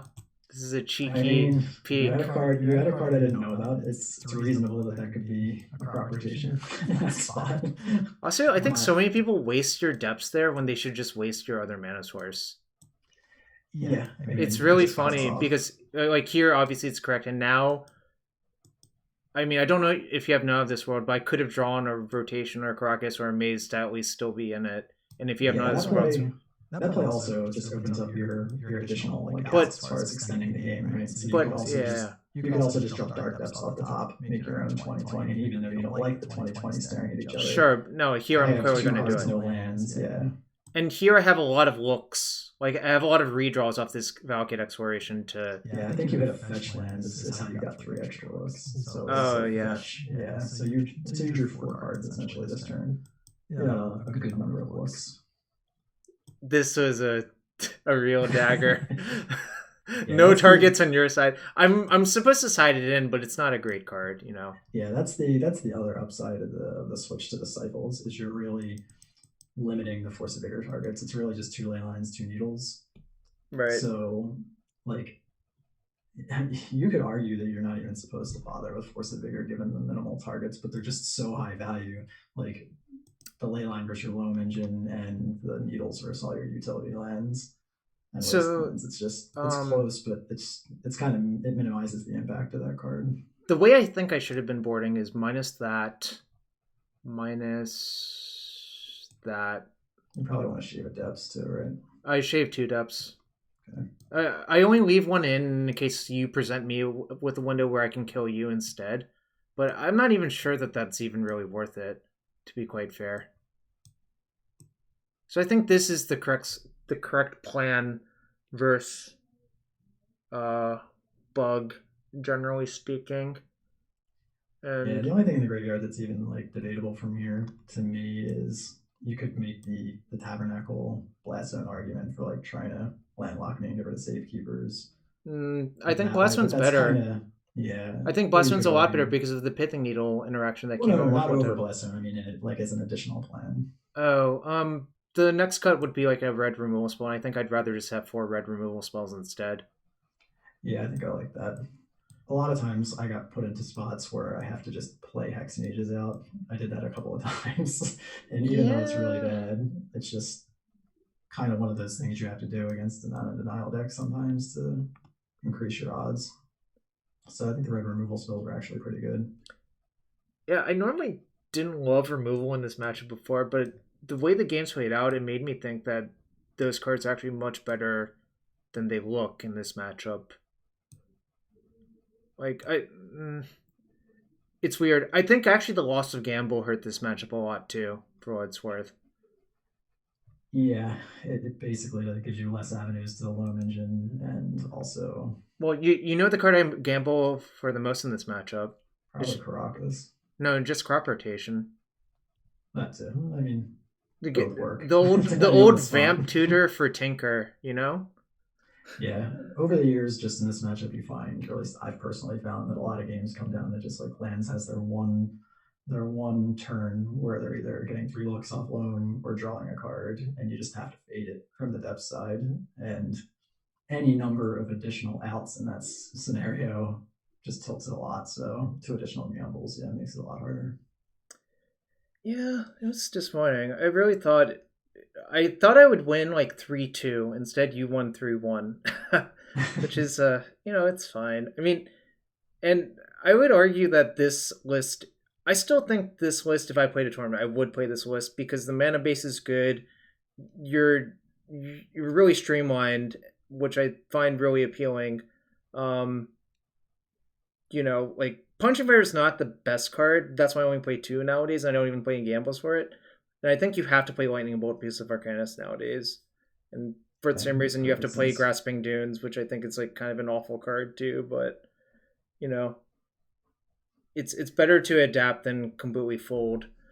But I mean, you know me, I don't play this deck very often anymore because I think you can do better in Legacy generally. I think that's fair.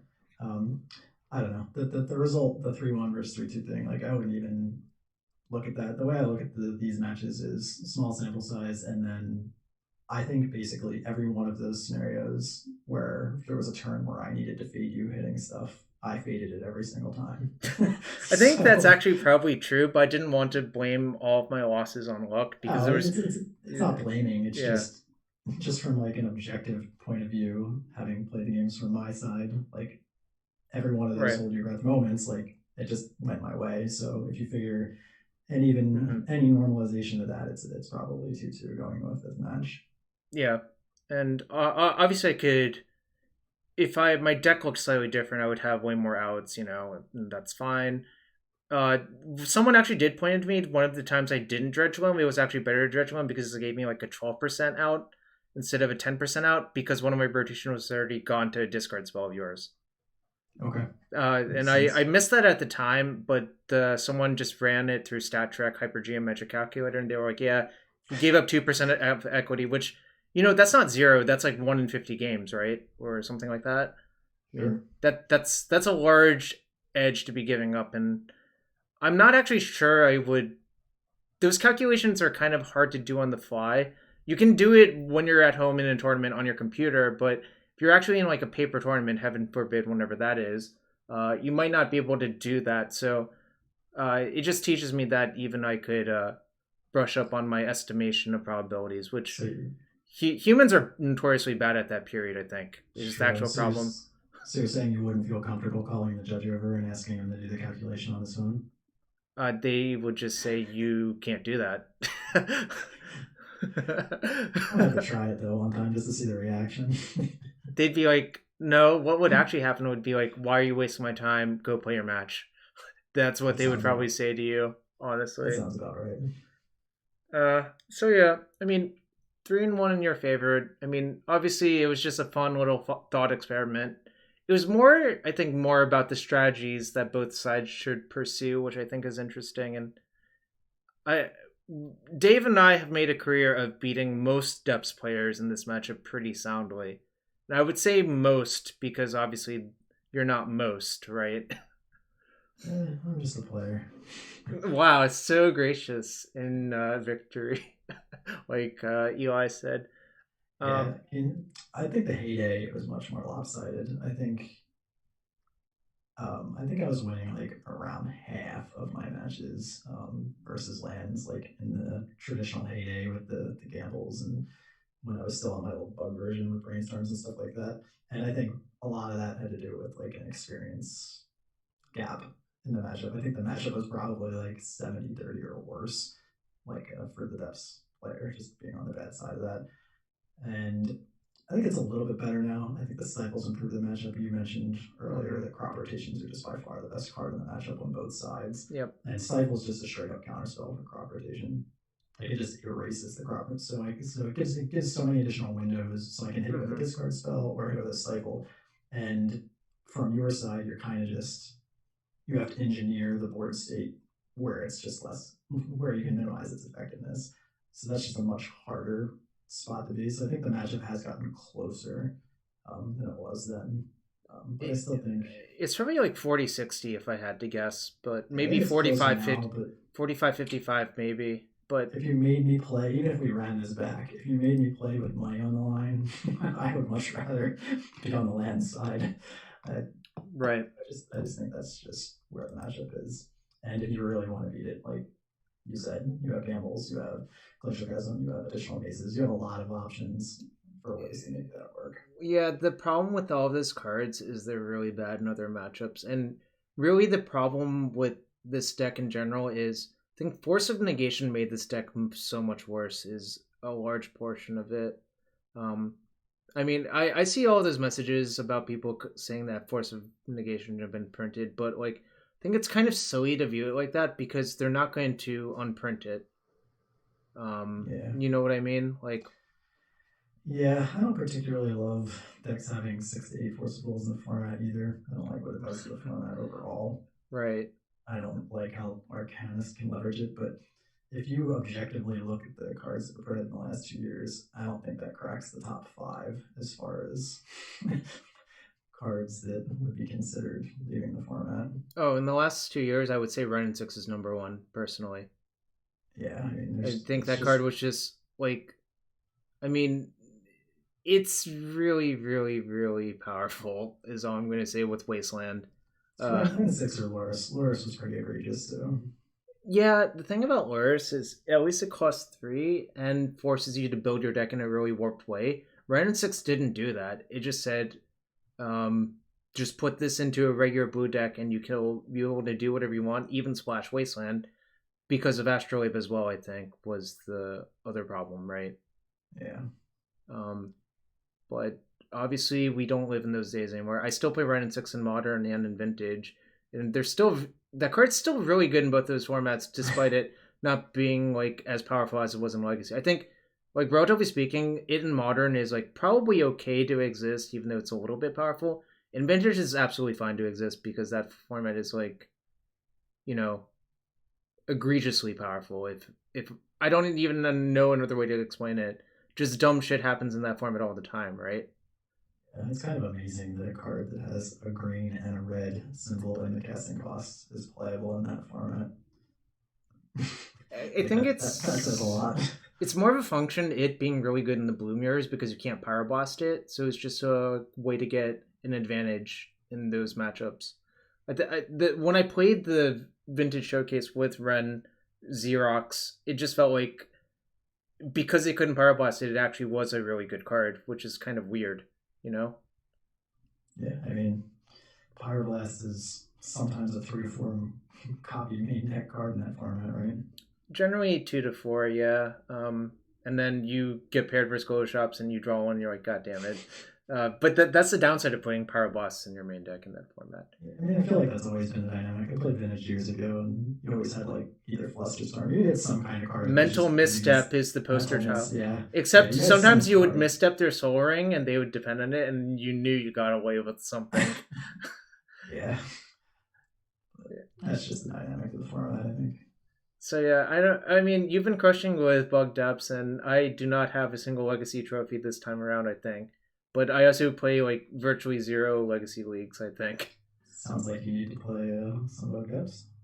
I'm actually interested in it. Probably next week at some point. I might hit you up. Because like playing those games really impressed me, and I've obviously watched you play it in our hangouts or whatever, and it always looks good when you're playing it. And I don't know, it like frankly, if you look at the cards in the deck, it doesn't look that good. Like yeah, I mean that was my like when I threw it together, it was a pile, and that was kind of the fun thing. I just wanted to play my old blue cards again, and I just kept playing it and like tweaking it here and there, and just kept feeling good. And I was like, well, this looks ridiculous, but it's just playing way better. And I kind of still had some of the thoughts that you're expressing in the back of my mind, even like as recently as a few days ago. But then a whole bunch of people had 5+ wins in the Mana Trader event. And then obviously it won the challenge on Sunday. So when you start to see multiple other people pick it up and do pretty well with it, there's probably at least in the current metagame, there's something to it. Any of these other notable trophy people, depths players? Probably not, right? No, I mean this was a really long season. I think this started in September, early to mid-September. Oh, and there's still 62 days left? Yeah, I think what it was on like, earth? I want to say it was a little over 4 months when it started. Like for reference, last year I finished with 27 trophies for the season. And we're about halfway through and at the same number. This is just a much longer season than some of the other ones. So if I had to guess, this date is when Kaldheim comes out on TGO. Early January? Yeah, the next set, Kaldheim, which is supposed to be like that's not the Wizard School set. I think it's the Viking set. I don't remember. Oh, is that the one that's supposed to have snow mechanics coming back? Is it? Well, Viking snow mechanics. I saw one of the upcoming sets is supposed to have snow cards. I don't know if it's I mean, that one would make sense. Norse stuff. Yeah, that's what I remember. And the one after it's supposed to be like fake Harry Potter, MTG style. Strixhaven. Yeah, I'm going to be really sad if I have to pick up copies of Into the North, because I've been crapping on that card for about 5 years, and if it actually ends up being playable because they print another good Snowland, I don't worry. It'll be another Mouth of Ronan. Don't worry about it. It's possible. Yeah, I don't think, I think they've learned their lesson on that. I think they probably regret Dark Depths, if I had to guess, as a printing of a card. Even though it was only accidentally broken by Zendikar coming out. Because I think before Zendikar come out, it was not really a card that did anything, because there was no Thespian stage, there was no Hex Mage, and even if there was stage, the way the rules worked back then, it wouldn't even worked. Both of your Dark Depths would have just died if you had tried to do it back then. The strategy of Dark Depths has never had a favorable rules change. That didn't happen. They didn't change the ruling around Blood Moon. None of this ever happened. Yeah, it's you needed Aether Snap to pop your depths. That's true. Which is 3 black sorcery from 5th Dawn, I think, which just says remove all counters from all permanents. Look, you can remove your whole deck from the game for 1 and a blue. We should be able to remove counters from everything for 1 and a green. Darksteel. There's also Morality Shift, which is 5 black. Exchange your graveyard and library. I don't know if you've ever seen that one. Nah, the only cards that are that expensive that I've ever played are in casual formats. I used to play the one that allows you to switch life totals with someone. Reverse the Sands? No, it's a black card. It's Repaying Kind, I think, maybe. Okay, so Reverse the Sands is from Kamigawa, and it's 5 white, and it actually says distribute life totals however you want, or something like that. It's ludicrous, and then if you're actually new to the game, you're like, what does this actually mean? That it's not actually clear what that card. I'll pull it up for the stream. Reverse the Sands is a card that I think not many people redistribute any number of players' life totals. Each of those players gets 1 life total back. So if you're in a multiplayer game, you can just change people's life totals. Goblin Wacky, you probably got a gifted sub, if I had to guess.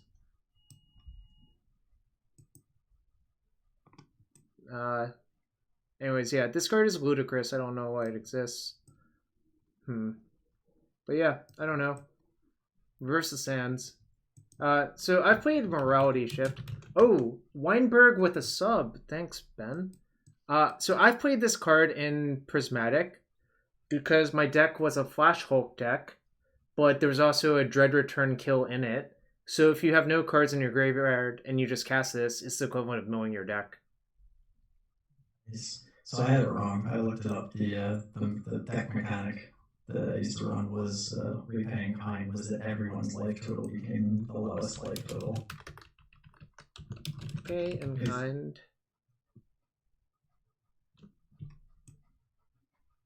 You really loved your Rise of the Eldrazi, huh? It was good times. Like I used to run the land that lightning bolted yourself anytime you added mana to your mana pool. You mean formerly Legacy playable Tarnished Citadel and Dredge? Tarnished Citadel, City of Brass, you name it, everything was in that deck. I was just murdering myself for the first bunch of turns, and then I would put everyone at like 1 or 2 life and attack with Baleful Tricks. Just good times. You're kind of a monster. Like those are awesome casual games. How's that not fun? Basically, putting everyone in the you want to put everyone to 1 life? It's great. Did you play? Why wouldn't you play with Pulse of the Forge and Mana Burn then? I don't know if Mana Burn was a thing. It was for quite a while. I think they fixed it around M10. Yeah, Mana Burn is probably one of the least missed mechanics of all Magic. It really was a mechanic that only existed because Richard Garfield's like, this is dumb. People shouldn't be able to float mana for free. I think that's literally why it existed. Yeah, I think if you ask people to mention a bunch of things that they miss over rules changes over the years, that would probably very rarely come up. So First Shot asks, have either of us ever won Mortal Kombat? That's the one that requires you to have like 20 creatures in your graveyard, and it's an enchantment from Judgment. I've not won with that one. I've won with Test of Endurance and Battle of Wits because those are easy. Nice. The only like alt win con that I had to pick around for a long time was I'm blanking on the name. Chance Encounter. And now it did involve counters though. It was the 1 green enchantment that you needed to get to 100 counters. It's Helix Pinnacle from Shadowmoor, yeah. I believe. Yeah, that was the one alt win con that I believe it only costs a single green. Oh yeah, it does. Yeah. Oh, it's from Eventide. Yeah, why does this card have Shroud? Because it'll feel bad if you get to 99 counters and someone just disenchants it. It actually makes sense for this card to have Shroud, right?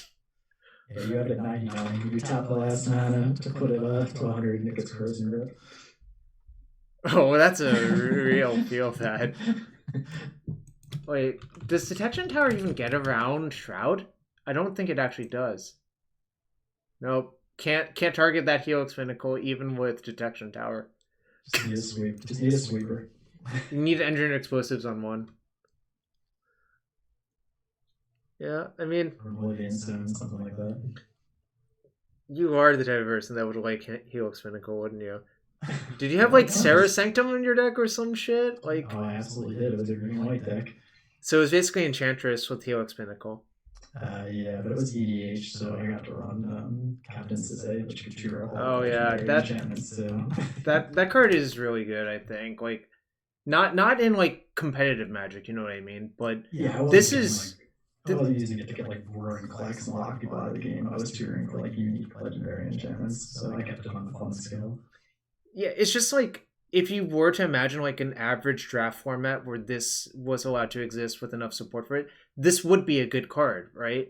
You could go like, like, I don't know, Mirror in the Moaning Well or like Dark Depths or whatever. The fact that it just says legendary on it is so baffling. It doesn't even say like legendary creature or legendary non-land permanent or something like that. But that was Invasion for you, right? Yep, so that pretty much guaranteed that you would have the Sanctum every game.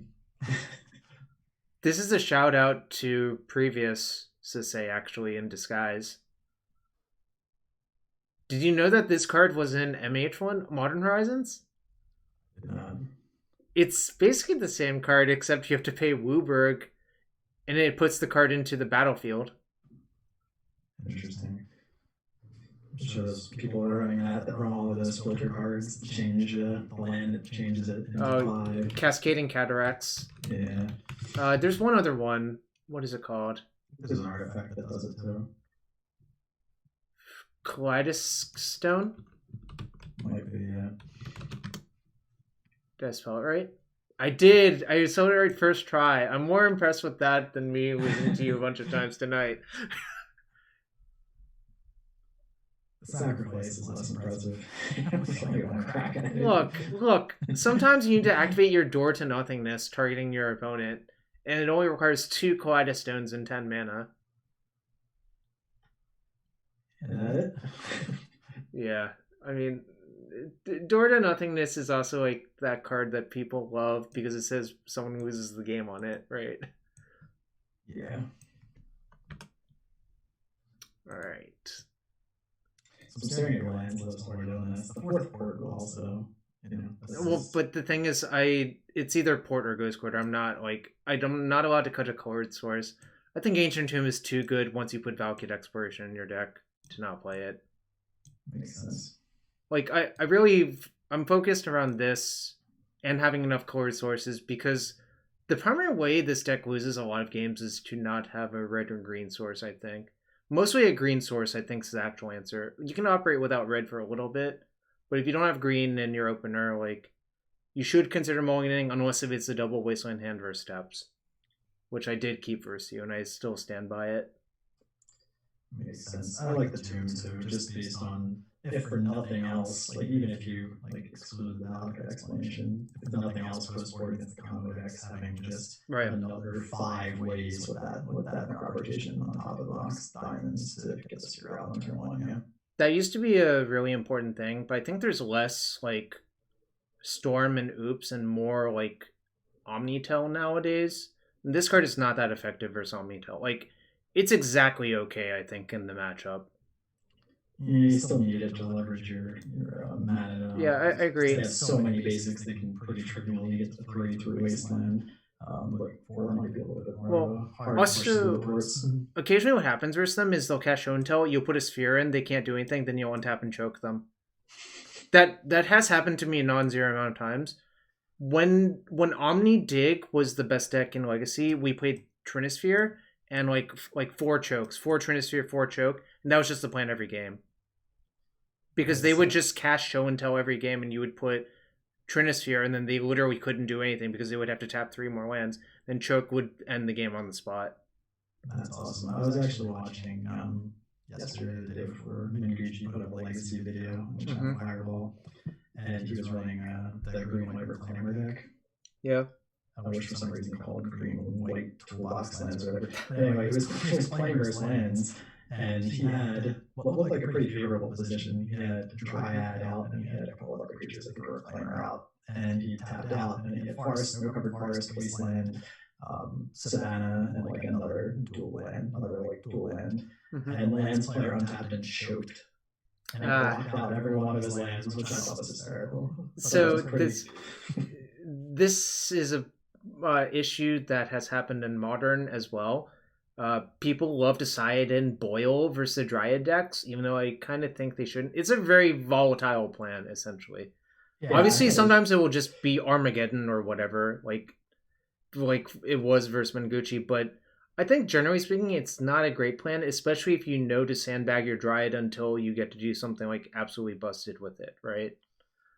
Yeah, that's fair, but they got to make a legendary play against a known player that will be on YouTube for as long as it exists. Yeah, I actually think the actual match, the actual problem with doing that as lands versus that matchup is what needs to happen is you're not really allowed to let Dryad or Knight stick and play too long, otherwise you're going to easily lose. I mean, one counterpoint is Choke plus Tabernacle, once they have the Dryad out, is nearly unbeatable. But then they can just destroy the Dryad and then all of their lands won't tap. Sure. Yeah, so I would lean towards not doing that if I were playing lands versus that deck.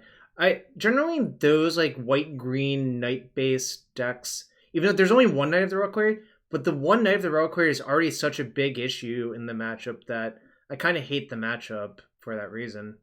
There are 4 Zenith deck, right? Yeah, they are, but I mean, I'm comparing to Maverick, which literally has 8 Knights, which is a nightmare for this deck. I don't know if you've ever played those matchups. It's really hard. I've played lands versus Maverick, but I've played depths versus Maverick enough to know how often they have Knight. And yeah, the issue with lands is the answer to Knight is not clean. You have to Punishing Fire the Knight, then it'll have 2 damage marked on it, then you have to Bojuka Bog them. If you do anything else, it doesn't work. Yeah. You could get to Blast Zone for 3, but versus a deck that has Knight plus Wasteland, I don't foresee your Blast Zone surviving that long. Yeah, that makes sense. They really have more than 8 too. Like if you look at most of the better lists, like anytime I play like an Achilles, they're on 3 to 4 copies of Once Upon a Time too. So it's really significantly higher than 8. I think when we ran the numbers on Once Upon a Time for like a 4 of on turn 0, it was like 0.67 copies or whatever. I don't remember the exact math. It's pretty easy to do. I just don't remember it right now.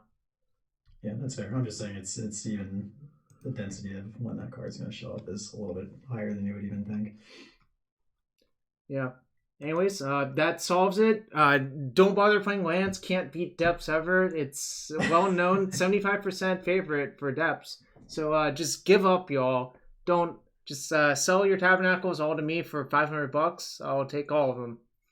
Jarvis, would it make you feel better if going into this I told you that my win percentage with Rainbow versus lands was 92%? You told me that, so I'm dragging you down. You're dragging you down. Yes, you've made me. You've inflicted some pain. Some blood has been spoiled. I've added a small sample to your data set to ruin it very so slightly. Yeah, I think the data set was small to begin with. It might have been like 14 or 15 matches or something like that. And so four out of what is now, I guess, 19. It's a pretty big sample size. Yeah, I was thinking about this the other day. My original friend who told me matchup percentages don't matter that much, Jason Ford, legendary player. He has a GP win in Old Extended, 4-set Extended, and a Legacy top 8 with Bug Land still back in those days. But he basically told me that why worry about matchup percentages when you could focus on how you win or lose in specific matchups? I mean, obviously there's some importance to know that a matchup is bad if you want to try to rebuild your deck, but once your deck is locked in, why even focus on the bad or goodness of it, right? Yeah, I think for me it's just identifying like overlap. So if I have general game percentages, so I can see like what style of decks across the entire format, like just in one easy to look at spreadsheet, not like just mapping it out in my head.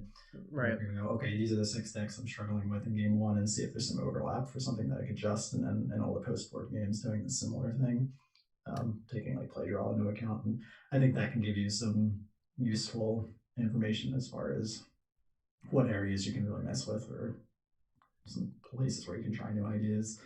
But yeah, overall, I won't go into my next match with lands thinking like based on these 19 matches, I have this percentage and that's my percentage to win. That's ridiculous. Yeah, is ridiculous. Well, the other reason I think a lot of those data points are sort of maybe skewed is decks don't stay static and players don't stay static either. So there's like a theory, I don't know how to put it. Really, there's more variables than just what cards are in people's decks. There's the people playing it, which obviously matters. And there's even just like strategic philosophy shifts occasionally, right? If someone writes an article saying this is how you should play a matchup and everyone tries to execute on that axis, you might see very differing results than you did before, even though the deck list didn't change very much, right? Exactly. I've had some lands players tap out for Sylvan Library if they watch your video right now. Oh yeah, I don't fucking. They shouldn't be doing that.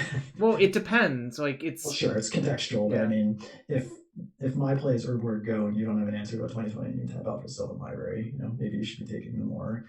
If you have a line of leaving up a green for a crop rotation for Wasteland, then you don't have to worry about Out of This World and those kind of cards. Just stuff to consider. I will comment on specifically that comment, tapping out.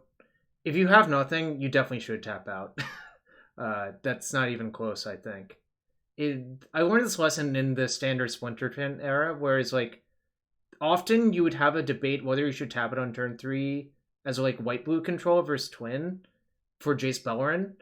And Jerry told me something like, well, if you don't do it now, you're never going to be able to do it, pretty much. So he basically just always slammed on turn 3, like almost no matter what. That's fair. I mean, just the accumulated extra cards from that is more important than right.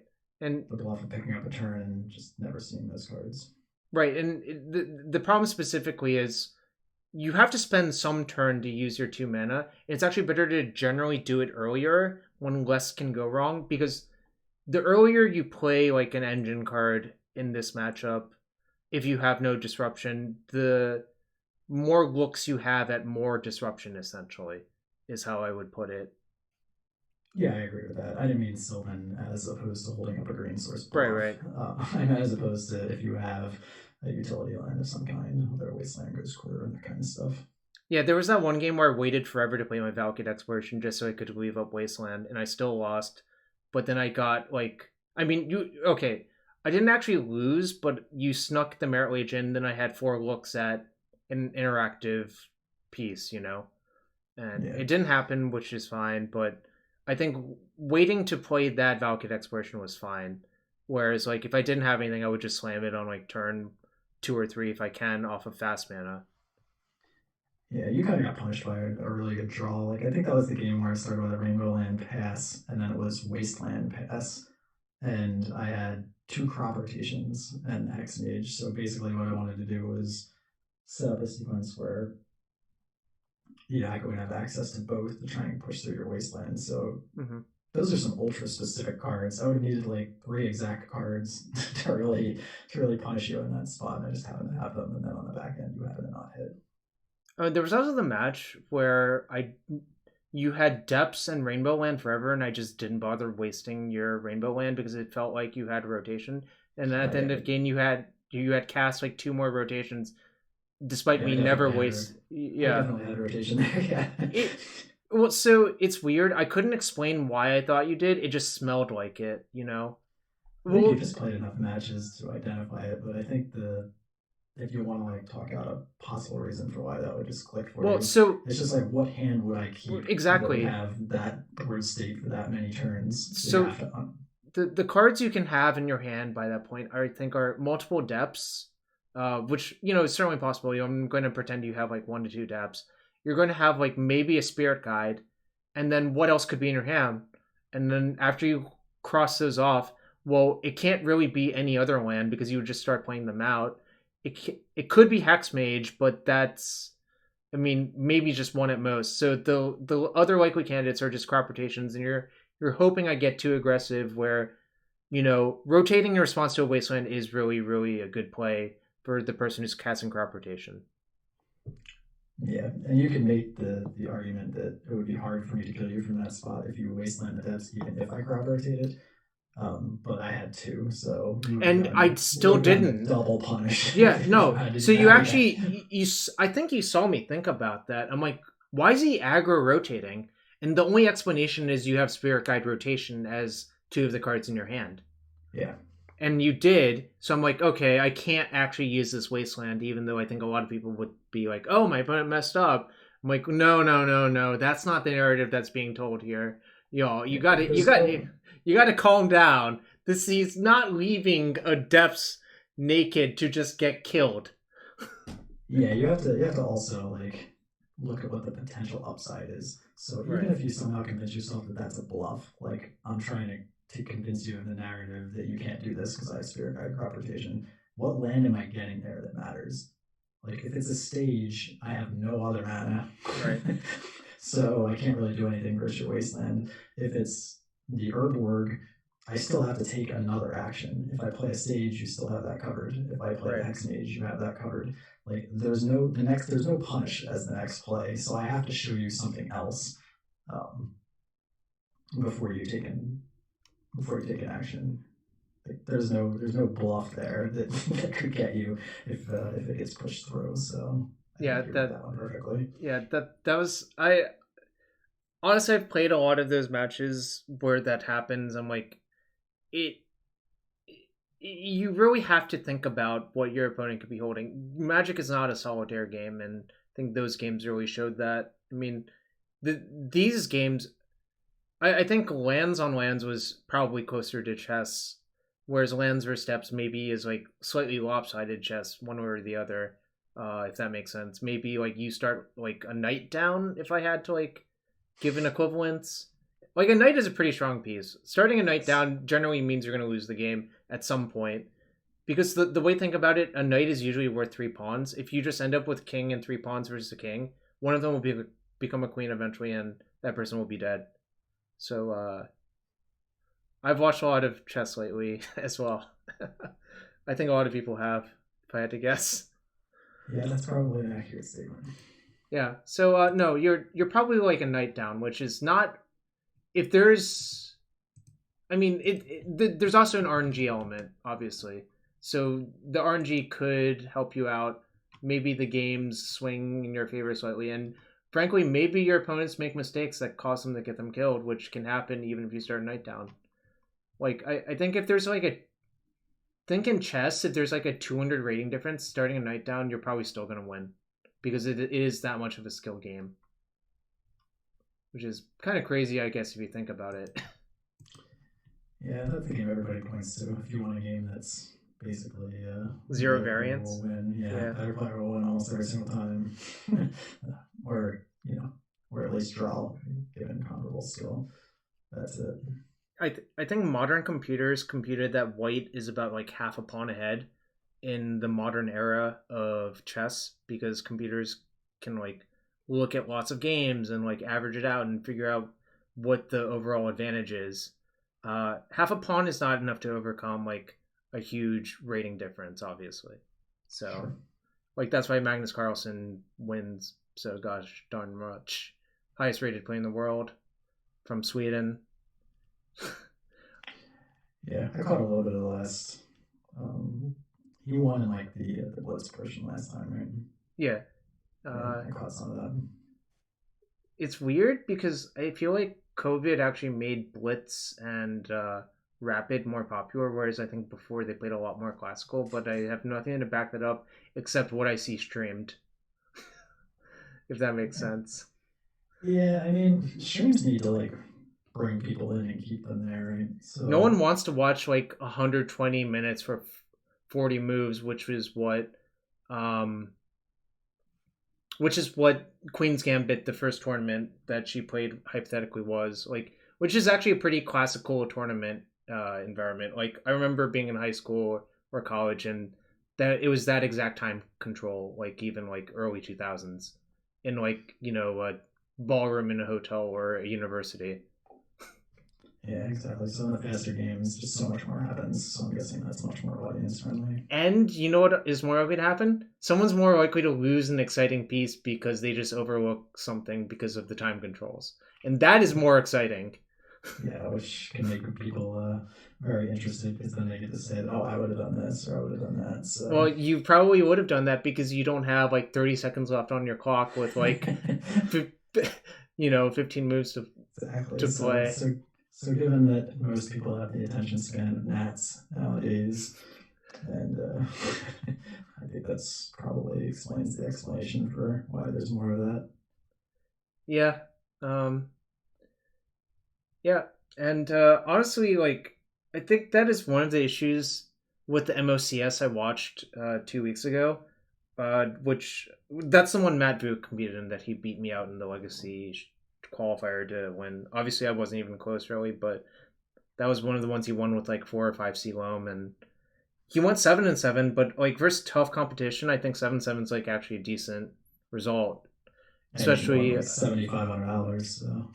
Yeah, it's crazy, right? Like, that. I mean, Newton is playing one on Saturday. I also coached him in Zendikar Rising Limited because that's one of the key formats, and I mean, I had to be frank with him. Some of these guys have been drafting for like 20 years, and he's like just catching up now. And I'm like, you're going to be at a disadvantage, and there's not much you can do about it. what we can do is try to like get you to a reasonable level where your fundamentals are, but I don't think his issue is actually playing the games. I think his issue is in the drafting portion, if that makes sense. Yeah, I mean, they're both unique skills, and he's played more games of Magic than he's drafts of Magic, so that makes perfect sense. Yeah, that would be the skill that's not quite honed as much. It's really hard to decide when you're supposed to switch out of a color into a different color, I think, is part of the reality of it. Especially if people perceive card power levels differently, which they are going to by definition, right? That's just like how people. That's why like not everyone plays the same deck in Legacy, even though at like certain points I think they should have, right?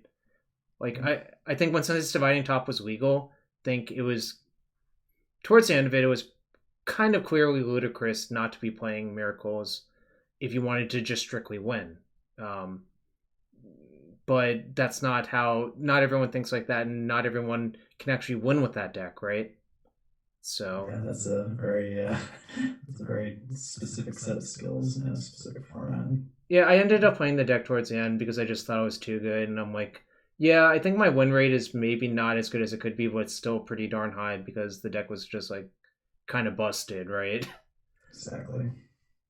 I really liked towards the end of it when Honorog and Ved figured out you should just play Predict to beat all of the bug decks because they just can't beat Divinations, which I thought was really funny. It's fair. I'm a really stubborn type. I played bug decks that entire period. Yeah, you probably could have been doing better. I'm not gonna lie. But it is what it is. At some point we'll get you to play some other decks so you can not be exploited when someone queues into you. Yeah, that's a nice thing for me. Like when people queue into me, they look up my decks and they're like, "You have 9 different decks for your last 9 different showings." Like over different formats, and I'm like, yeah, that makes me unexploitable pretty much.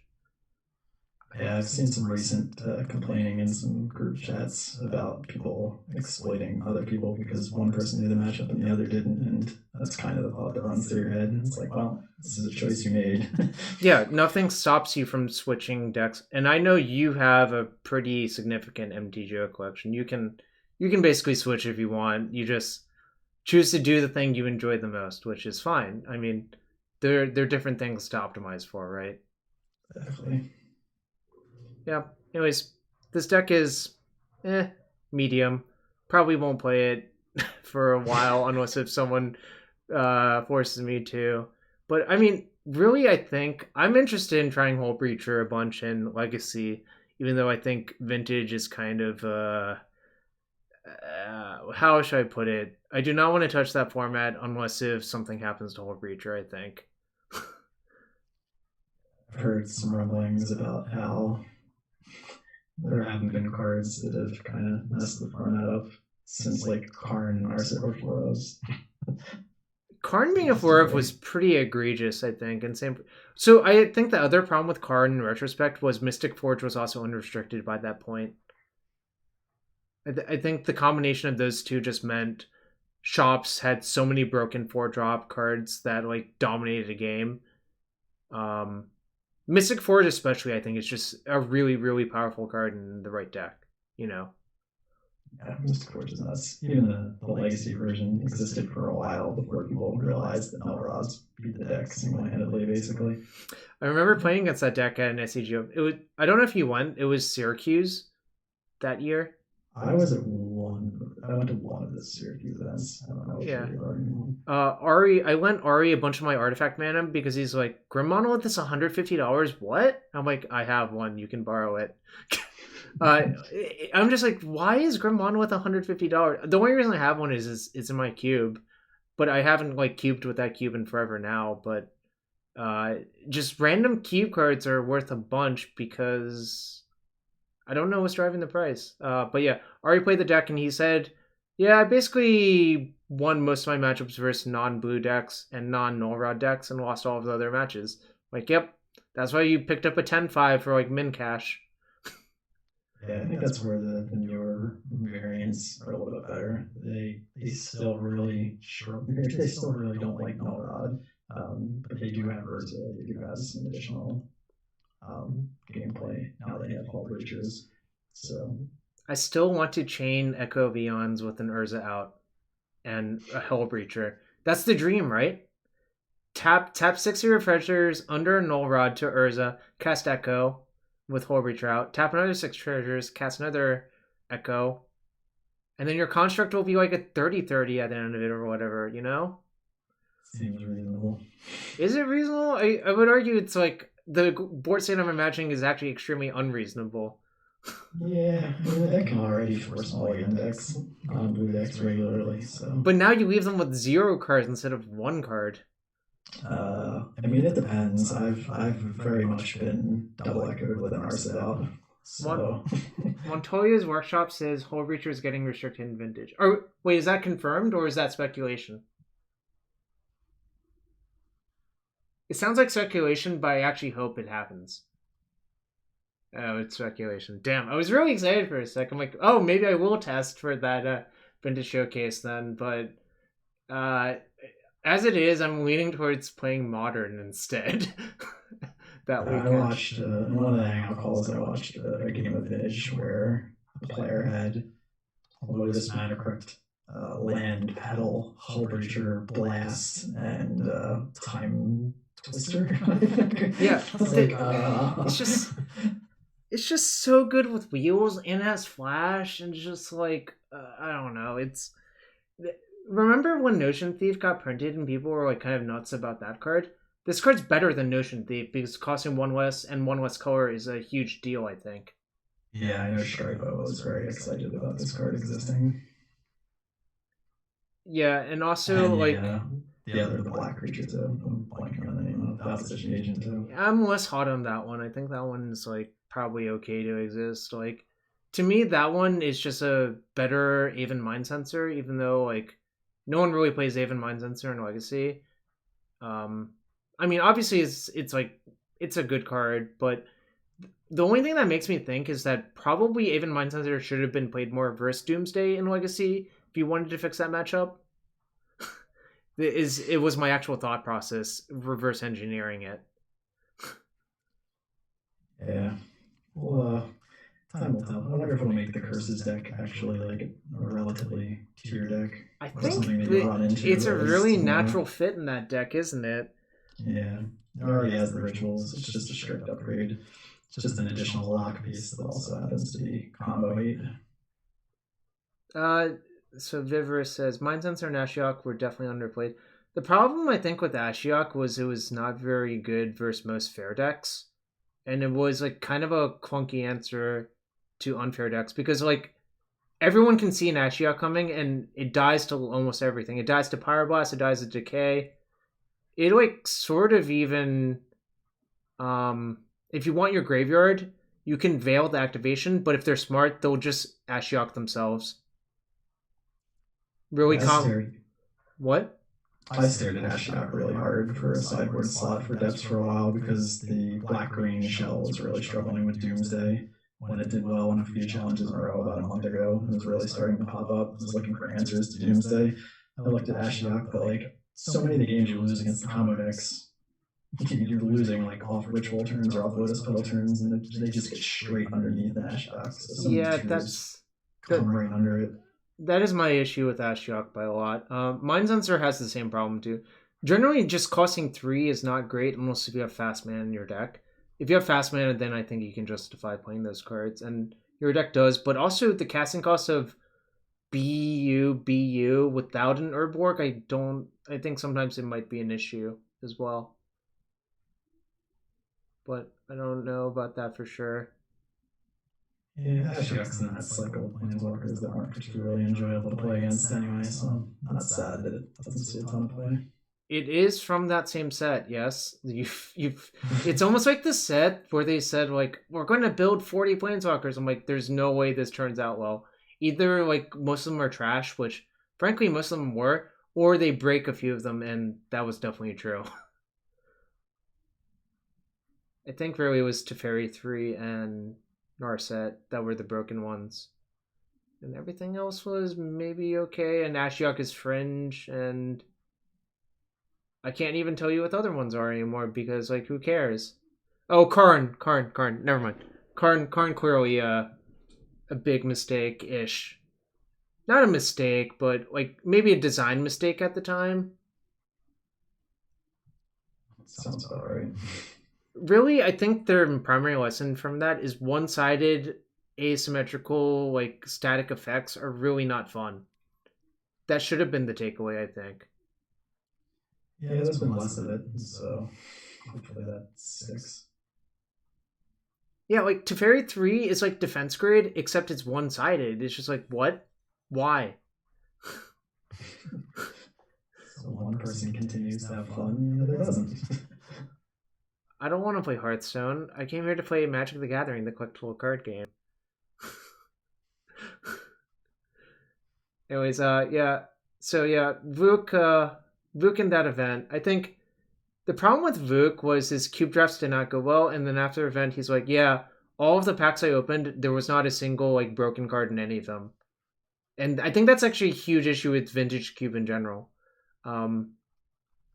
Because just imagine opening an Ancestral Recall versus opening like Counterspell. That's a significant downgrade, right? Yeah. And I mean, there's not much you can do about it because they announced that, so everyone practiced that. But you can't practice opening a better pack. You just can't. Or I guess you could pray really hard and hope it works, but it won't. And yeah, I think he said like the best card he opened was like green ramp cards, and those are just not as powerful as vintage.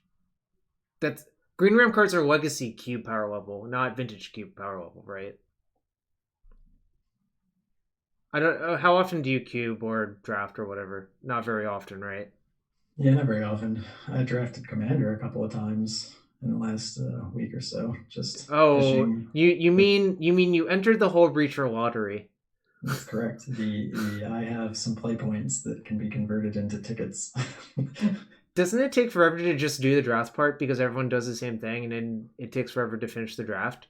It's been about 15 or 20 minutes, I think, something like that. It's not too bad. Oh, some people told me it took them like an hour to do the draft. Oh, that's crazy. I don't know. Maybe it depends on who's in your pool. Like they do have extended clocks. Like the first pick is like 4 minutes or something like that. So I guess if you get into a pod with some people that literally read every card, or maybe go to like GoatBots and or Mana Traders and look up that's of what every single card. That's what they're doing. That's the issue. So I guess it depends on who you end up in the pod with. Yeah, that really is the issue. But yeah, so Newton will play that on Saturday. I think it'll be pretty exciting to watch. There's something about watching high level MTGO events that really I find enjoyable. I don't know what it's about it. I don't really enjoy watching the high level arena events. Like I'll have it on and I'll watch it and I'll be like, this is not that enjoyable to me. But MTGO, yeah, I'm like, oh, I'm all for this because it's very clear what's going on at all points. I think the counterpoint to that is the issue that I did bring up is in the MOCS, the one that Vuk played, they had 40-minute clocks, and there was a match that actually took like nearly 80 minutes. And that's just like bad TV, if for lack of a better word, right? Yeah, that's insane. And I don't know. I mean, like, they could have implemented the rule that if you get to 15 minutes, you lose, but that seems like it's sort of Koji fix when they couldn't just like manually adjust the clocks. And this is this was run on the MTGO like private server. It was basically MTGO, but it wasn't connected to the primary MTGO, if that makes sense. Okay. So I feel like they should have been able to finagle that. Someone says the viewing experience for MTGO is so terrible for people who don't play MTGO. That's probably true. If you don't play MTGO, MTGO doesn't look very exciting, and it's like kind of hard to read what's going on, I guess is the counterpoint, right? Sure. Yeah, I don't know. We're probably too enfranchised and biased to actually be able to come up with a reasonable... It's true. I don't know how to explain it. I mean, I will admit that I'm not esports, and I was never aiming to be esports. I want to play Magic, and I want to play things that resemble Magic as much as possible. Arena doesn't really do that for me, so. Oh, and yeah, Cedrus brings up a good point. One person spent 6 minutes deciding whether to mulligan or not, which is horrible. But the weird thing, let me explain this. This person made top 4 of the tournament, so good on them. The question was his 6-card hand good enough versus 7-card hand where his opponent was likely to have turn 3 Karn the Great Creator. He's playing a deck that cannot defeat turn 3 Karn the Great Creator unless if he kills opponent on turn 3 as Pioneer Oops All Spells that has 79 cards in it. Okay, so first off, there's a lot of questions, Tonepack. I still do not understand why he played 79 cards. This is like the most baffling number you could come up with. 80 is like sort of defensible because that means you put like dumb companion in your sideboard, right? Sure. And the numbers in this event, I'll tell you the other numbers submitted for that deck. 63, 68, 69, 79. No one could decide. No one could agree. That's just the most insane part. I'm like, what on earth is going on? Let's be clear. I have not played a match of Pioneer for 3 months. I know nothing about the format except Boris Burn looks really good now. And apparently Lotus Field is still playable. I'm just like, how did 4 different people competing in a high-stakes tournament come to the conclusion that 4 different deck sizes were correct? Just was the overlap in the cards like significant? They all have the same core engine of, Creeping Chill, Silver Smoke Ghouls, Prized Amalgam, if that's legal, and World Spine Worm to prevent decking. And the 8 Balustrade Spide variants are all legal in Pioneer. The difference was some people played Neoform and Eldritch Evolution, some people did not, and some people just increased their deck size with like redundant copies of those cards. So to make it less likely you draw like a Creeping Chill or those cards that you don't want to draw. Is it proof that the format's healthy, or is it proof that people don't know how to optimize the deck? That's my question to you, is the Tim. I don't know which it is. I guess the format's probably healthy, but I have not played it, so I can't say that. If Boros Burn is a good deck in the format, that probably means the format is healthy, though, if I had to guess. It would be an interesting podcast or stream to get the players on together and discuss the differences and how they came up with each number. Oh, is the Tim says it was sarcasm, so I guess I got real good by that. Who could say? And if you want to be sarcastic, that's great. But it'd be better if you hit that follow button, that sub button.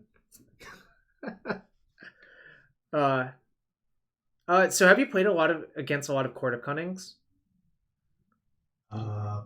I haven't seen it yet. I've seen it on like stream. I guess I'll Honorog stream it, and I've seen some screenshots on Twitter, but I have yet to encounter the card. I haven't been playing a ton of the Legacy Leagues this week, though. So the card looks really good to me. Obviously, I don't know. I haven't played a lot with or against it. When I played it, it looked super good, and when I played against it, I had to force it most of the time. So I'm like, well, I mean, clearly it's good, right? Yeah, on space it seems strong. So yeah, that Opposition Agent, Hole Breacher. Pack up your bags, y'all. Legacy's resolved. Surprise, Delver and Snow and D&T are still the best decks. No, clearly the answer is to play Bug, Noble Hierarch, Birds of Paradise, ramping into all of those 3 drops. I broke it. I should have played that against you with Ornithopters and Ice Fang Coatls. I don't like cards that say gain life with flying blockers. That's a bad combination. I do not think you should play this. Well, it would have Court of Cunning in it, so maybe you steal the Monarch and beat me with your Vampire Hexmage. It's possible. I did get to steal the Monarch versus D&T the other night. That was exciting. Did you keep it? Well, they died. Well, so you kept it for the remainder of the game. For the half of a second between when the trigger resolved and they died, yes. I was the Monarch.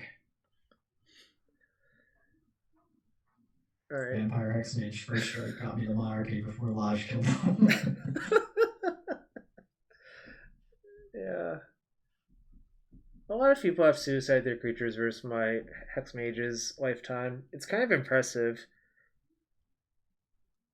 I guess these are the same people who suicide their creatures versus my Thalias too, though. Yeah, I haven't noticed that as much. I think people are pretty much up on the Vampire Hexmage first strike. That used to come up a lot 3 or 4 years ago. I don't feel like it happens all that often. It's been a relatively known deck for a long enough period of time. Most legacy players are onto that trick. The trick is to read your opponent's card. Yeah. What a trick! Just like really, they put Moto puts it all on the top too. First strikes. That's the first thing they get to see. Oh yeah, I mean, like compare that to a Worldbreaker where the reach is on the bottom of the card. What's the really fun card? The one that messes with the damage. I'm trying to think of the name of the 4-drop. Questing Beast? All the time, Questing Beast, yeah. Oh, you mean True Name's not safe from Questing Beast, and neither is Progenitus? With the absolute wall of text that card is. Well, that card also has the text, can be bounced with Karakas. Yeah, it's fair. Yeah, I don't know. I've seen people die with Glacial Chasm play versus Questing Beast. I'm like, well, this is your own fault because you put Glacial Chasm in your deck nowadays. There's some pretty notable lands players that still run that card.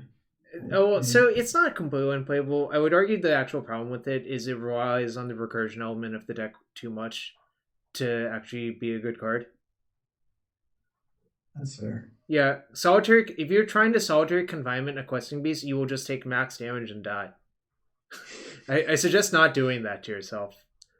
I would personally suggest not playing solitary confinement, but if you do, look, that card's sweet. There's not much else to that card. Does Rolling Vortex do that too, or does it just have this whole Fear Vortex text? You ever died to this card yet? No. Normally decks that play that card are good matchups. Well. Yeah.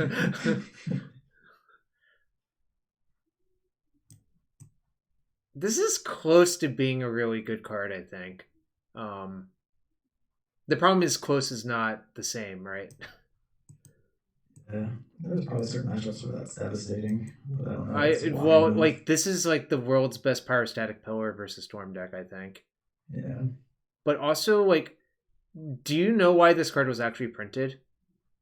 Oh, somebody said there was a specific reason for why they printed it? Well, to me it reads like, yeah, we knew Fire of Invention was going to be a problem in Standard, so we printed this because it does, like, do something to that card. Okay. But wasn't this printed, like, significantly after that card? Well, the card would be legal in Standard, except it's banned. Yeah, that's what I mean. There's too big of a gap period. Oh, well, the problem is their life cycle, they have to spend 1.5 years working on a set before it comes out, essentially. Okay. So it's just recognized too late in the process that the card needed a check. Damage cannot be prevented. Yes, I know what Questing Fee says. Docedra says, I've seen a Modern Prowess player cast this and then cast Mishra's Bubble on 5 life. Well, it seems like you've killed yourself if you do that. Like, by accident. Which you probably shouldn't do. River says, if you play out all your artifacts earlier to play around Pillar anyway, that card is much less of an issue. Yeah, the issue is if you're going for Ad Nauseam or Peer into the Abyss, you could still die to that card, right? Because the implication is most of your mana is used up, and you'll probably need a 0 to jumpstart it. So if you're at 5 or less, then you can no longer do that.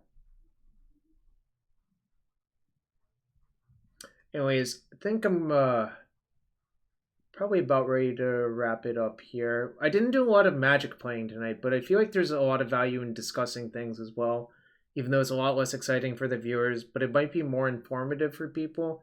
And I don't know about you. Are you going to look at those matches and make a small YouTube video? There weren't that many matches. Yeah, I think it's probably pretty easy to do because this was, I think, like your stream says, 2:45 now. Yeah. So I think we've probably been talking for close to an hour. So yep, I think matches that's weren't true. that long, and doing it off replays, I can go through the points where we were tanking on Mulligan's decisions or stuff like that. So yeah, I think it's probably worth going through. So even there were small number matches, I still think there were things you can learn. There were some good plays made on both sides, and there were some less good plays made by specifically one person. That would be me, which is okay. You know, I mean, if I were playing this in tournament, I would definitely queue up some matches to shake the rust off. But I think overall my strategic thinking was good. But I think honestly that's the easiest part for me. I can always identify a strategy to take instead. You know, maybe the exact precise mechanics are obviously important, but I think it's generally it's easier to fix your mechanics than it is to identify strategic thinking a lot of the time. If I do a video, there's one spot where I was just not going to mention it, but there's one spot, if you see it, you're probably not going to be happy about because there was a bluff involved. It's okay. I mean, bluffs happen. No, bluffs happen. It was the game where we both had Lage and you actually didn't have, or you were bluffing having the ability to make Lage, but you possibly didn't have it. That is the spot, yeah. Yeah, no, I knew there was a chance of that, but I also thought I could just win if I waited. Which is fine. That's what I was banking on when I sequenced my lands the way I did, was that I just didn't think you would do it. I thought you were too good of a player to make that play. Like, even if you thought there was a 50-50 chance that there was a bluff there, it's just, why would you put yourself in a position where it's possible that you just get got by making that play? Yeah, exactly. Like, obviously if I had Gitaxian Probe or something, then everything crumbles. And like that's kind of why Gitaxian Probe was probably not good for the format. If you're playing against someone with Gitaxian Probe, you're never allowed to do that shit, right? It's just going to be like horrible for you all the time. Did you actually think I would make Merit Lage there in that game? I wasn't 100% sure you would, but I was relatively convinced that even if you did, because you knew my deck list, so there's really no downside to doing it. Exactly. So you knew the Karakas was in the sideboard. I didn't have an ability to stop you unless it was like an ESG crop rotation into Wasteland. Even if that happens, that's fine. That's like the best case scenario for you. Like, my Wasteland's gone. I have no ability to interact with anything you're doing with your utility lands the rest of the game other than like a handful of spells. Right. And it just, there's no reason not to. So I thought there was a pretty good chance that you would. But even from that spot, that doesn't mean you'll attack. Yeah, exactly. I mean, that's a spot where I don't randomize because I think I just am favored in the longer games, generally speaking. So I just didn't think it was worth it even. I think for me to make that play and attack you, I would have to be like I would have to be convinced that you were under 10% to have the ability to make Lage there, and there's no way you're under like 10% there. Yeah, once I pass the turn, it reduces it a little bit, but that just makes your read be that, okay, so I mean, every crop rotation, every tutor, every hex mage, every stage, all comboed from that slot. Yep. And once I went to pass the turn, it narrowed it a little bit to the crop rotation, but that didn't shape the overall percentage. It just means that the likely card that I had in that spot was the crop rotation. Exactly, yeah. Yeah. So that was, I mean, obviously I lost that game, but I still think, I believe I had redraws to still win that game from that spot, if I'm remembering correctly, but... yeah, I think so. And, you know, I mean, good on you to know that the bluff would work there. Most likely, obviously it wasn't a lock because you knew there was some downside to this play, but, you know, that is part of Magic. Sometimes people get away with bluffs and then it's exciting for everyone to see that, you know? Yeah, I think just due to the nature, especially game ones, like I don't have the graveyard hates or engines are generally unchecked. I don't have an answer to Valakut Exploration. I can't shut off your own engine other than like catching you with Bog, but that's really hard, especially when you have the second line and multiple copies of Loam. And I really don't want to be using a tutor for Bog if I can at all help it. Right. So your engines are pretty much just going to go, and you know there's no safety, there's no circles, none of that stuff. So I think from the depth side, you just have to play riskier to a certain degree. And if I play like a rainbow land instead of the depths in that spot, if you can get port going instead, because you don't have anything to do, you're obviously not going to make it 2020 with a Thespian stage. So if you start porting when Color Source Thumbs really in a bad way, and then my next land drop still has to be at the depths, and I'm just in a much, much worse position. So it's I kind of got priced into making that kind of buff, and it helped that I was going against a very good player, because I think other players would have just been like, crash, tap your land, crash, and not play around with the Spirit Guide. Yeah, it does work both ways. I wonder if that's a spot where I should balance my range, where I did for other things. I'll have to keep that in mind for future exploits, specifically versus you. Now that I know, I'm a jerk. Well, I'm a jerk for not being exploitable the next time we play. Oh, I said I'm the jerk. You have to reduce your variance to my traits. Yeah, no, this is definitely something that happens in poker, because, like, I mean, you play against someone, they do this thing to you, and then you're like, okay, next time I'll just balance it, so it's harder for them to do that successfully, right? But now I know you're going to try to balance it. Oh, so then we get into the idea of Yomi, which is what level are you on, or what level do you think, I think, you think, it's turtles all the way down. Wonderful. Anyways, I'm down to try Bug Depths sometime next week with you if you're free. And if y'all see Tom post a video, I believe his channel is Negator77 on YouTube. You should check it out, because he'll probably say something insightful about playing Bug Depths, because plays a lot of the deck. So just get an hour and talking about how great you are, Jarvis. Oh shit. We don't need that. We already have that here. All right, I'll minimize it to half then. Yeah.